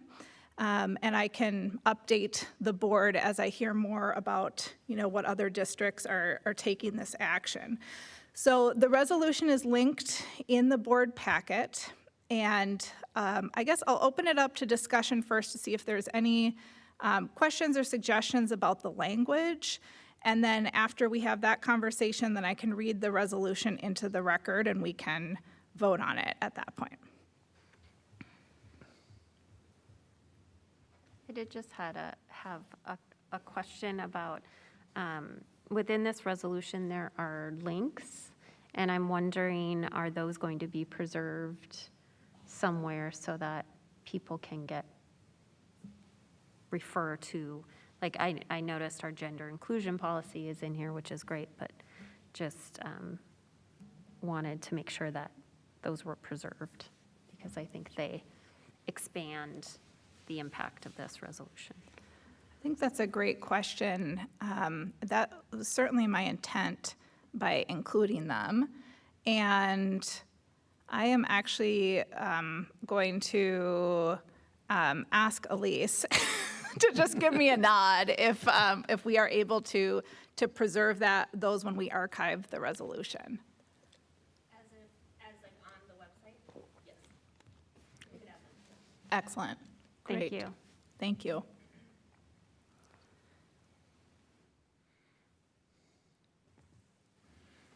Chair Bouchard? Yes. I just wanted to say that I think this is a timely and important topic and exactly in line with our Hopkins values, and I'm pleased that you went through the effort of liaising with those people in our district, and I'm happy to have this before me. Thank you. Appreciate that. Chair Bouchard. Yes. I'm certainly in favor of this resolution. I would just like to also note that there's a bill that's before this, it's been introduced in the state legislature in the House to support some of the initiatives that are mentioned here, but primarily for funding gender-neutral bathrooms it's in school districts. I think it's going to be about I think the bill includes about $1.5 million in funding that school districts can apply for to make those possible. Whether it gets through the Senate or not is another question, but at least there's some possibility that there might be some financial support to implement some of these things that we're referring to here. Thank you for that great additional context. May I ask one question? Yes. At the very end of this, it says, not only do we call on elected and appointed officials at all levels of government in the state of Minnesota to create policies and enact practices to protect the rights of transgender, non-binary, and gender-expansive youth, and to create the conditions for them to thrive. Does that, as a new board member, does that verbiage of "we call on," does that involve us doing any other formal, I don't know, notification or proposing this directly to our governmental leaders in the state?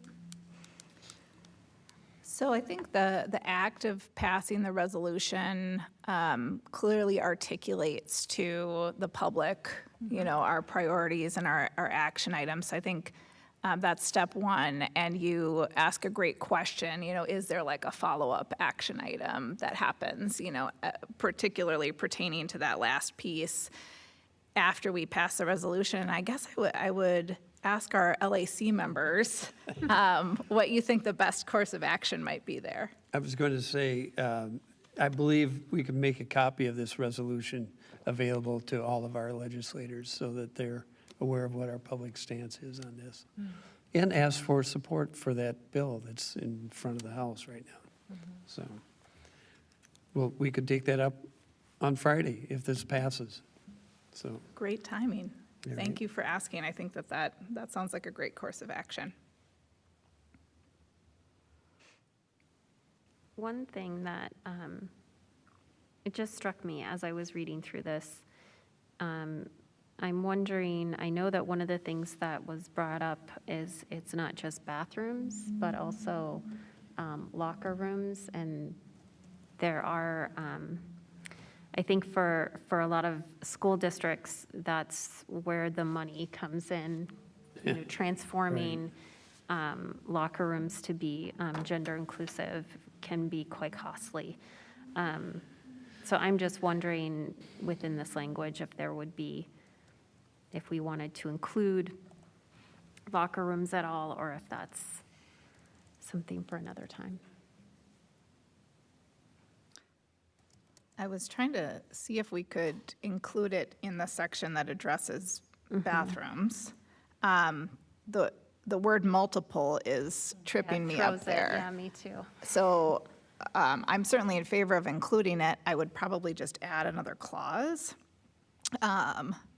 Basically, like saying the same thing that the bathrooms clause says, removing the term multiple and inserting locker rooms. If the board wanted that.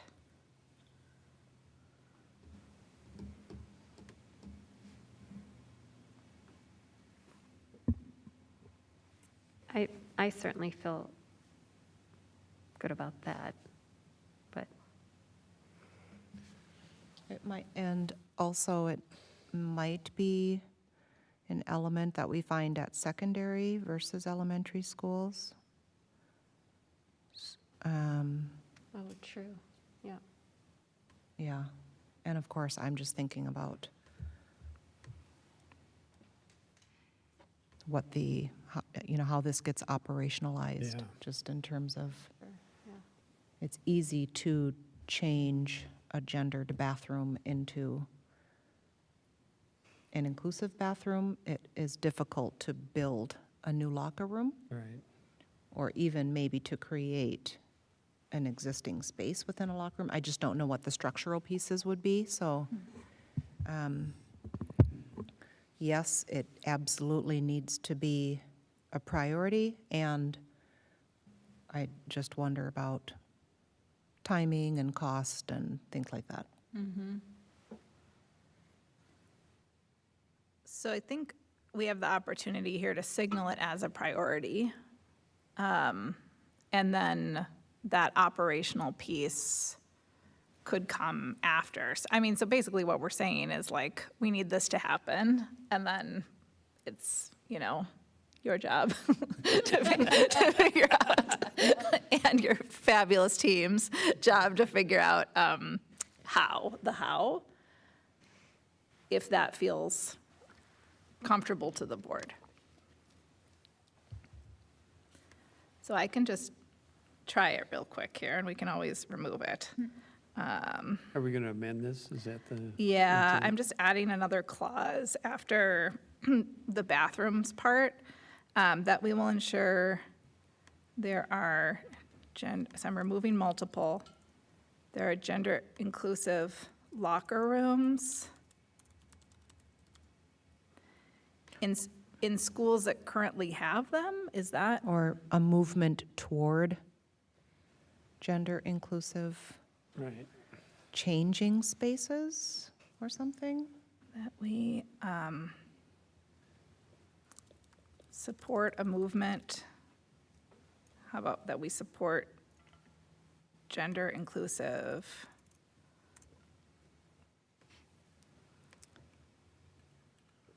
facilities Where appropriate, I think. for Might be- changing clothes? That sounds a little clunky, but. Well, I don't know how prescriptive we want this to be. That's my concern. If we're too prescriptive. Could we say that we'll support gender-inclusive options within, I don't know, changing spaces? Yeah. I mean, is there a problem with saying locker rooms? Well, I do wonder, I mean, a locker room is a changing space that has lockers. I don't think the lockers is the issue, it's the changing space. Okay, I see. So that there could be, and that would give then the district flexibility around what that looks like. Like currently how those spaces are shifted is just creating private spaces for everyone, right? Or the district could then have a space within each locker room that is gender inclusive. That's my thinking. Yeah. And, I mean, this is already encoded in the gender inclusion policy, right? Isn't there a piece about that?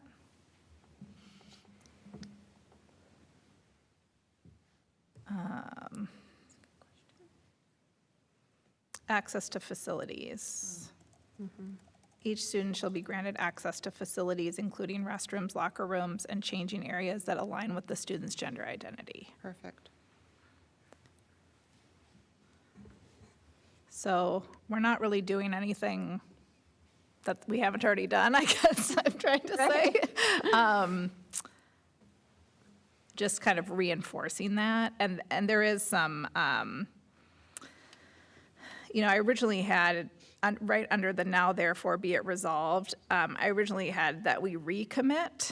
But I think that what we're doing with this resolution is both committing to what we've already committed to, recommitting to whatever we've already committed to in the gender inclusion policy, and adding some more pieces, for example, calling on, local electeds and state electeds to do these things, right? So I think it's fine to add it in here as kind of a reminder that that's something that we support.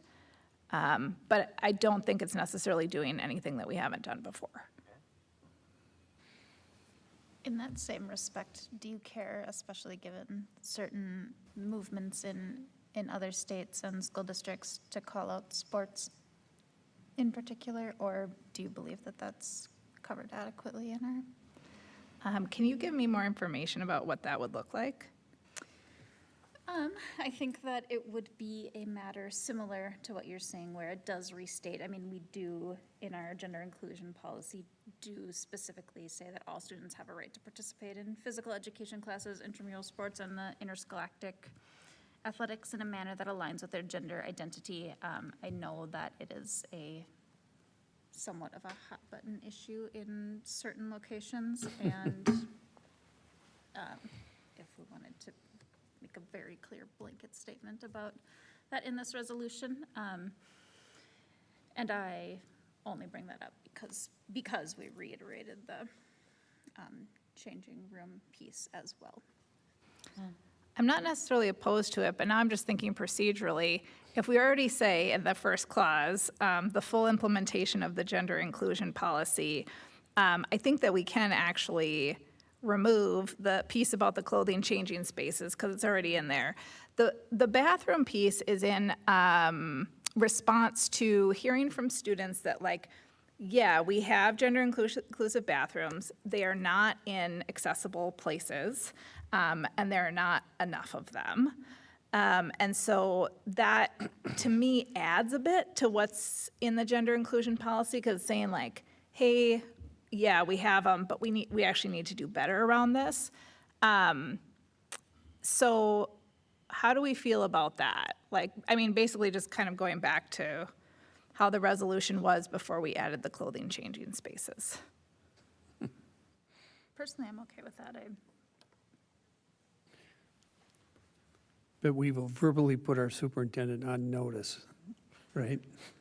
That we expect action on this.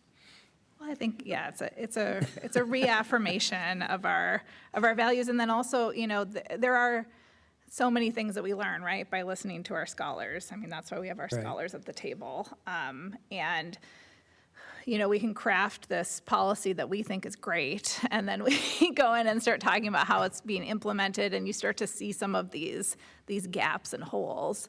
And so I think a resolution can be a way to shore those up a bit and be more specific in what we're looking for, especially with that bathroom piece.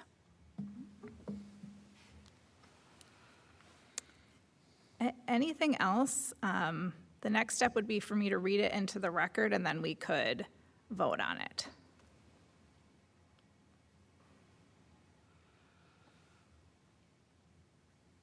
Read away. Okay, here I go. Resolution supporting transgender, non-binary, and gender expansive scholars. Whereas the Hopkins School Board values our transgender, non-binary, and gender expansive scholars. Whereas, as school board members, we are entrusted to prepare young people with better futures through an equitable education, including an understanding of and respect for gender diversity. Whereas we acknowledge there is a coordinated nationwide attempt to restrict the rights of transgender, non-binary, and gender expansive youth. Whereas we are committed to ensuring transgender, non-binary, and gender expansive youth do not experience trauma and harm. Whereas we are committed to creating environments in Hopkins schools for our transgender, non-binary, and gender expansive scholars to show up as their full selves, experience safety, and thrive. Whereas transgender, non-binary, and gender expansive youth are protected from discrimination by the Minnesota Human Rights Act. Whereas, to quote one of our 5th grade Hopkins scholars, we say to our transgender, non-binary, and gender expansive scholars that you are loved, and it's okay for you to be who you are. Now, therefore, be it resolved by the Hopkins School Board as follows, that we commit to practices within the Hopkins School District that protect and affirm our transgender, non-binary, and gender expansive scholars, including the full implementation of our gender inclusion policy and the review of all Hopkins schools' policies to be gender expansive and inclusive. And that we support gendered sexuality alliances and queer straight alliances in our schools. And that we support ongoing professional development for district staff on gender-affirming practices, including the creation of a staff guide as recommended by our scholars. And that we support updating our curricula to be gender expansive and affirming, paying special attention to health and wellness and social studies classes as recommended by our scholars. And that we support hiring and retaining transgender, non-binary, and gender expansive employees so our youth have visible role models and representation. And that we will ensure there are multiple gender inclusive bathrooms in all schools and district buildings, and that they are in locations that are accessible and comfortable for scholars. And that we will audit our systems to remove solely binary language from all aspects. I'm going to add the word gender there. Gender binary language from all aspects and change forms and school documents to use gender inclusive language. And that we will require new technologies, apps, and programs use gender inclusive language before buying subscriptions or making purchases. And that we call on elected and appointed officials at all levels of government in the state of Minnesota to denounce and reject attempts to limit the rights of transgender, non-binary, and gender expansive youth. And that we call on elected and appointed officials at all levels of government in the state of Minnesota to create policies and enact practices that protect the rights of transgender, non-binary, and gender expansive youth and create the conditions for them to thrive. With that, I would look for a motion that the board approve the presented resolution supporting transgender, non-binary, and gender expansive scholars. So moved. I have a motion. Is there a second? Second. I have a motion and a second to approve the resolution. Did you have something? Well, the issue is that our system leaders lost the audio. Oh, no. So I I'm wanted sorry. to communicate with Steve in the IT room over there. We're good in terms of community members being able to hear the whole thing? Okay. Everybody's back and the community never lost it. Oh, the community, okay, that's what I wanted to make sure of. Great, Okay, thank got it. you. Thank you. So we have a motion and a second that the board approve the presented resolution supporting transgender, non-binary, and gender expansive scholars. Is there any further discussion? Seeing none, all in favor, please say aye. This requires a roll call vote. Oh, I'm sorry. Yeah. It does require a roll call vote. I do not want to deprive. Otherwise, it would be void. I know, I don't want to deprive Clerk Peterson of the honor either, so thank you for catching me. Clerk Peterson, over to you. Right. Director Hartland. Aye. Director Peterson. Aye. Director Adams. Aye. Chair Bouchard. Aye. Vice Chair Andreessen. Aye. Director Kahn. Aye. Director Ross. Aye. Thank you, Clerk Peterson. We have 7 ayes, 0 nays. Motion carries. Next, we'll move into our board member reports. It's been 3 weeks, so I'm sure we have a lot to talk about, and I'm wondering who'd like to go first. I'll do it. Great.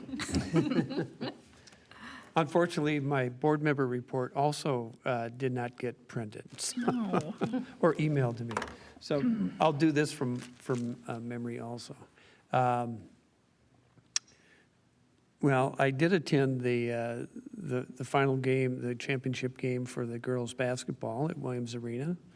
Saw the superintendent there, a lot of parents, a lot of students. And one of the questions that was raised by me, and I found out later a lot of other people, why were all the Hopkins kids wearing pink? And there was a concern that maybe it was in memory of someone that had passed away from cancer or had acquired cancer somehow. So I asked one of the students that was there, I said, what's the deal with the pink?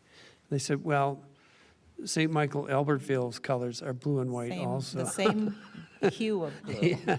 So we wanted to distinguish ourselves from that for the TV audience. So not to be alarmed, no, there was no crisis or anything, but it was a great game, and it was great to see the girls finally get a championship after 3 difficult years of not being able to play that game. LAC continues to meet on a weekly basis, although we took last Friday off due to spring break. We had a MSBA recommended that we have a meeting, they call it Day at the Capitol, but it was, in our case, a Zoom meeting with our legislators. And Shannon, what day was that? Do you remember? 20th? March Why do 20th? I want to think that 21st? I don't remember. Something like that. Okay. Anyway, the day before our last LAC meeting, and we had pretty good participation. I'd say at least half of our legislators showed up.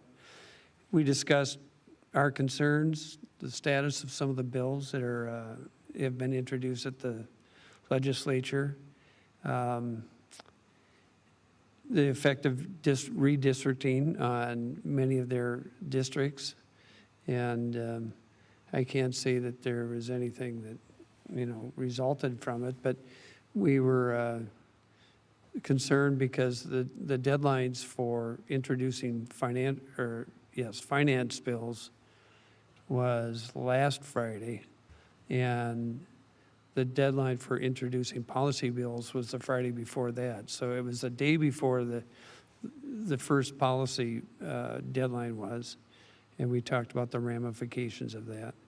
And they acknowledged that, with it being an election year, the Senate is not being very helpful in getting things through. So we'll see what happens. And I asked the question, are they going to end on time this year? And I think it was Representative Joachim said, oh, absolutely, because there's no requirement for them to pass anything this year, any funding bills, because last year was the funding year. So that's usually what drives the extended sessions and the extra sessions. And because there's no real deadline, she said, yeah, we'll end on, I think it's May 20th this year is the deadline for adjournment, and we'll meet that. So, which I also know means there's going to be a lot of stuff left on the table that will not probably be acted on, unfortunately. So, and then last weekend, Director Hartland and I attended the NSBA conference in San Diego. And interesting, this year they really were reluctant to hand out hard copy documents. So they wanted everyone to use their phone to download things, and the app for the conference, I still have not been able to download it or get it to work. So I don't know if you had any experience with that, but so we were kind of operating in the dark with our app. But I did ask for and got a hard copy and use this as my guide during the conference. And some really good sessions, some really kind of mediocre sessions, is typical. But some great keynote speakers this year. The lead keynote speaker on Saturday was the guy that started the company Fubu.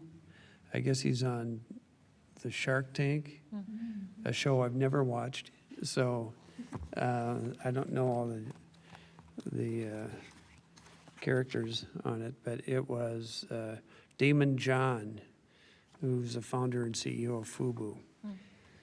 And very inspirational about how he basically started with nothing in the Bronx and, or Queens, and made a career and made a company. I always go to one called Turning High Poverty Schools into High Performing Schools. William Parrott and his wife, Budge, I can't remember her first name, seem to do this just about every year. And it's always interesting finding out what different districts are doing in turning high poverty schools into high performing schools. But as I've discussed with our superintendent before, it's one thing to do it in one school. It's another thing to do it in a complete district. And that hasn't changed. There's no real district that's turned all of their schools into high-performing schools. So, but it's still interesting to hear how much impact family income has on achievement, at least on standardized tests. So, I didn't bring one of my other show and tell items, but the first session that I attended was about the characteristics that make for a good graduate.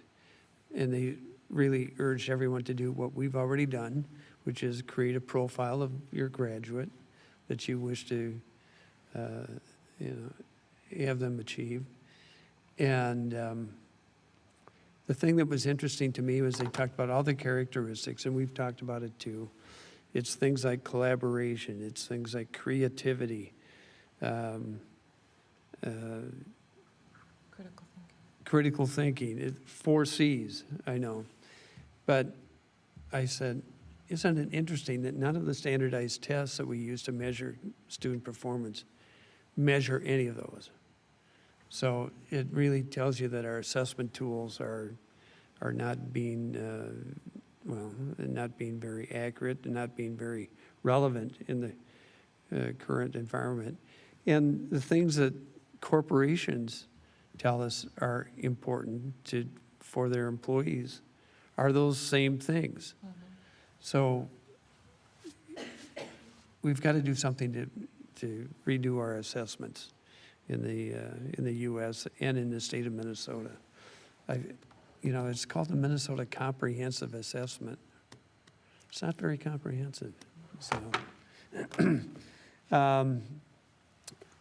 and also we got recognized. Where is it? For once, we received a Magna Award, and I'm not sure who did the application for this, but. Well, it was Director Khan's idea, and then we worked collaboratively on it. Okay, I think excellent. Alex Fisher and Holly Magdans, I think, worked on that. Okay. So they did a great job. Yeah. Yeah. Director Hartland and I attended the Magna Award ceremony and reception and came back with our Magna Award. Oh, yay. So, and I'll turn this over to Superintendent Mary Perry Reed to decide where to hang this, but. Oh, wow. Looks nice. Yeah, really nice. Yeah, thank you for receiving it on our behalf. Sure. I was disappointed there weren't more Minnesota districts, at least, represented at the conference, including Richfield, who also got a magnet award. Oh, yeah. They didn't send anybody that I know of anyway, so. But, yeah, it was a great time to, not only get a lot of professional development done, but to fraternize with our cohorts in school boards across the nation and in Minnesota. Robbinsdale sent quite a contingent, and I understand Minnetonka was there. I never saw anyone from Minnetonka, but they were agonizing over the selection of their superintendent, their new superintendent, so maybe they were otherwise occupied. I did see my good friend Glenn Nelson, who's been on the board in the Red Lake Reservation, or Red Lake School District on the reservation in Red Lake for 31 years. I couldn't believe it when he told me that. And he's rethinking whether or not he's going to run again next year, because he's reached the advanced age that I am. So thanks. Thanks, Glenn. But anyway, he's a great guy, and it's always interesting to find out what's going on, taking place on the Red Lake Reservation and in their school district. So I got up to date with him. So that's my report. Thank you, Director Adams. Who'd like to go next? Can I just ask you a question, Steve? Did you Sure. go to District 287's presentation? I did. I attended it. And I won't say the room was packed, but because it was the last day, first thing in the morning. But there were a surprising number of attendees and just got peppered with questions. A lot of districts are considering going without SROs. I found out Denver is one that has eliminated their SROs in all their schools. And that's 111,000 students, so it's a substantial district. And I sat next to some student board reps from Baltimore who have suggested it in their district, but they're getting pushback from the adults, of course, so. And I thought, student board reps going to a national convention, maybe we ought to do that sometime. So I see some interest. You want to go to San Diego next year? Next year it's in Orlando. Oh. Although we're not going to be members of it next year, apparently. So it'll be somewhere. It'll be something. Not by our choice. No. Right. By MSBA's choice. Right. Great, thank you. Who else has a board member report? I have a slightly shorter version of Steve's. I'm also on the LAC, so I just kind of I should have left something for you to talk Use a about. little shadow. Well, the one thing that I was going to say, well, I guess a couple things, is I did greatly enjoy my time there. I did enjoy meeting other people from nearby school cohorts, and Minnetonka apparently sent everybody. And they, like Steve said, they were highly focused on the topics related to superintendent selection. But I was impressed with the range of topics that was from, LGBTQ issues to SROs, to superintendents, to finance, to international baccalaureate. And I really benefited from it, and then got some bonus time with Steve and Donna learning about the kind of history of our district and the sorts of things that we might have on our radar or have the board has undertaken in the past. And Steve and I kind of made a point to attend different sessions so that we could spread out our knowledge gathering to bring it back. And so I guess I'd be kind of interested in if there's like a formal follow-up. Maybe I don't want to volunteer us for too much, Steve, but is there? We usually have some sort of a debrief at a board workshop. Okay. So, but, I'd be happy to work with both of you to schedule that when it works for you. all right. Well, and some of us did attend virtually, so. And when it works for you. No, fine. How was that experience? Because I didn't really. Good. I attended last year virtually as well, and I really like the way they do it. They're very skillful. You do get exhausted when you attend in person. Yeah. I put on more than 10,000 steps each day Yeah. because it's a big convention center and the rooms aren't necessarily, all co-located. So a lot of working, a lot of walking, a lot of working. And that's all I have. Great, thank you very much. I just had a quick update from District 287.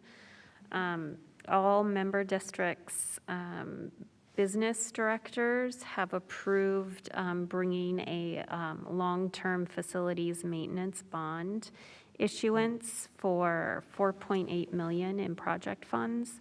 The issuance is for the fall of 2022, and we are charged with bringing, every member district is going to bring the resolution to our home district. So look for that coming our way. Thank you. How much is the bond for? I keep nothing in my head anymore. It is for $4.8 million. Oh, okay. And every district will have a portion of that they Yes.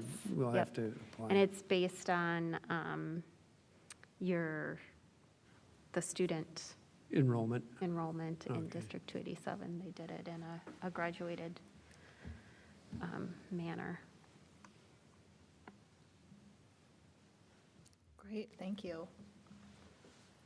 Other board member reports? Just have a couple quick things to share. So at our last meeting 3 weeks ago, I shared that I was appointed to HEALS 2.0, which is a task force convened by Hennepin County Attorney Mike Freeman to address carjackings that are done by youth. There are those of us in the room too who wish to expand the conversation to talk about how our youth are impacted by violence in many forms. So the first meeting I attended was in March, earlier in the month, and there were about 30 government officials, legal experts, city and county staff, including police, education leaders, business leaders, faith leaders, and community leaders who were in the room. It was a hybrid format, so we were all there in some capacity. And so the format was listening to presentations. This time around, it was by faith and community leaders, a Hennepin County judge talking about what happens when youth are arrested in association with a carjacking. And then representatives from the Orono and Minneapolis police giving their perspectives. So I don't know when this is going to be, but I've been asked to present at a future HEALS 2.0 meeting about how public schools in the county can work collaboratively to support our scholars and their families, kind of looking at this more holistic approach to community safety, how we can keep everyone in our community safe, including our youth, and do this while continuing to dismantle the school-to-prison pipeline. So I've been consulting with board chairs from Richfield, St. Louis Park, Minneapolis, District 287, and Robbinsdale to make sure that there are multiple perspectives that are brought forward, on behalf of the education community. I certainly don't want to be perceived as speaking for all public education leaders, and so we are working together to kind of craft some talking points and just some context from our various districts. And Dr. Mary Perry-Reed's been helpful, of course, with that. I've also been meeting with community leaders, including Commissioner Latondras, City of Hopkins leaders, staff from Relate Counseling, Resource West, and ICA to gauge interest in building out a coordinated support model for youth in our community. This would be similar to the Brooklyn Bridge Alliance for Youth that's up in Brooklyn Park and Brooklyn Center. It's essentially a nonprofit that facilitates partnership between cities, schools, nonprofits, the county, to holistically meet the needs of youth and their families. So what we know to be true, and Oscar pointed to this during his board report tonight, is that we have a wealth of resources in this community, and not everyone knows how to access those. We are also doubling up on resources.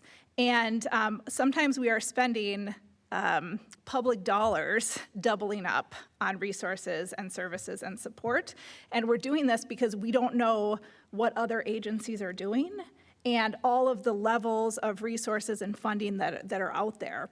And so a model like this would really allow us as government leaders to spend public dollars much more wisely and to address the needs in our community, the specific needs in our community, instead of kind of like guessing or saying like, oh, well, I'm sure Resource West has it covered, right? And maybe they don't have it covered, and maybe there's something that we could be doing to partner more effectively with them. But in order to do this, we need that overarching structure. So at this point, we're in the conversation phase. Commissioner Latondras' office is really interested in working on this. And so kind of the next step is I'm bringing forward, in partnership with Dominique Pierre-Toussaint, who's the engagement coordinator for ICA, we're bringing forward a proposal at a meeting with basically everyone I just said from this list. And Molly Cummings from the Met Council is also in that room on Thursday to see if we could hire youth and young adults from our community to help research a model that would work well for us here, and do some of like build out a proposal that then we would take around to the different entities and invite them to be a part of it and get input and do all of that. So I'm energized by this. I think it could be really impactful for youth and families, and I will keep you updated on the evolution. Terrific. Okay. Well, with that, I will look for a motion to adjourn. So moved. I have a motion. Is there a second? Second. I have a motion and a second to adjourn. Any discussion? Seeing none, all in favor, please say aye. Aye. All opposed, nay. Motion carries. This meeting of the Hopkins School Board is adjourned at 7:27 p.m. Thank you.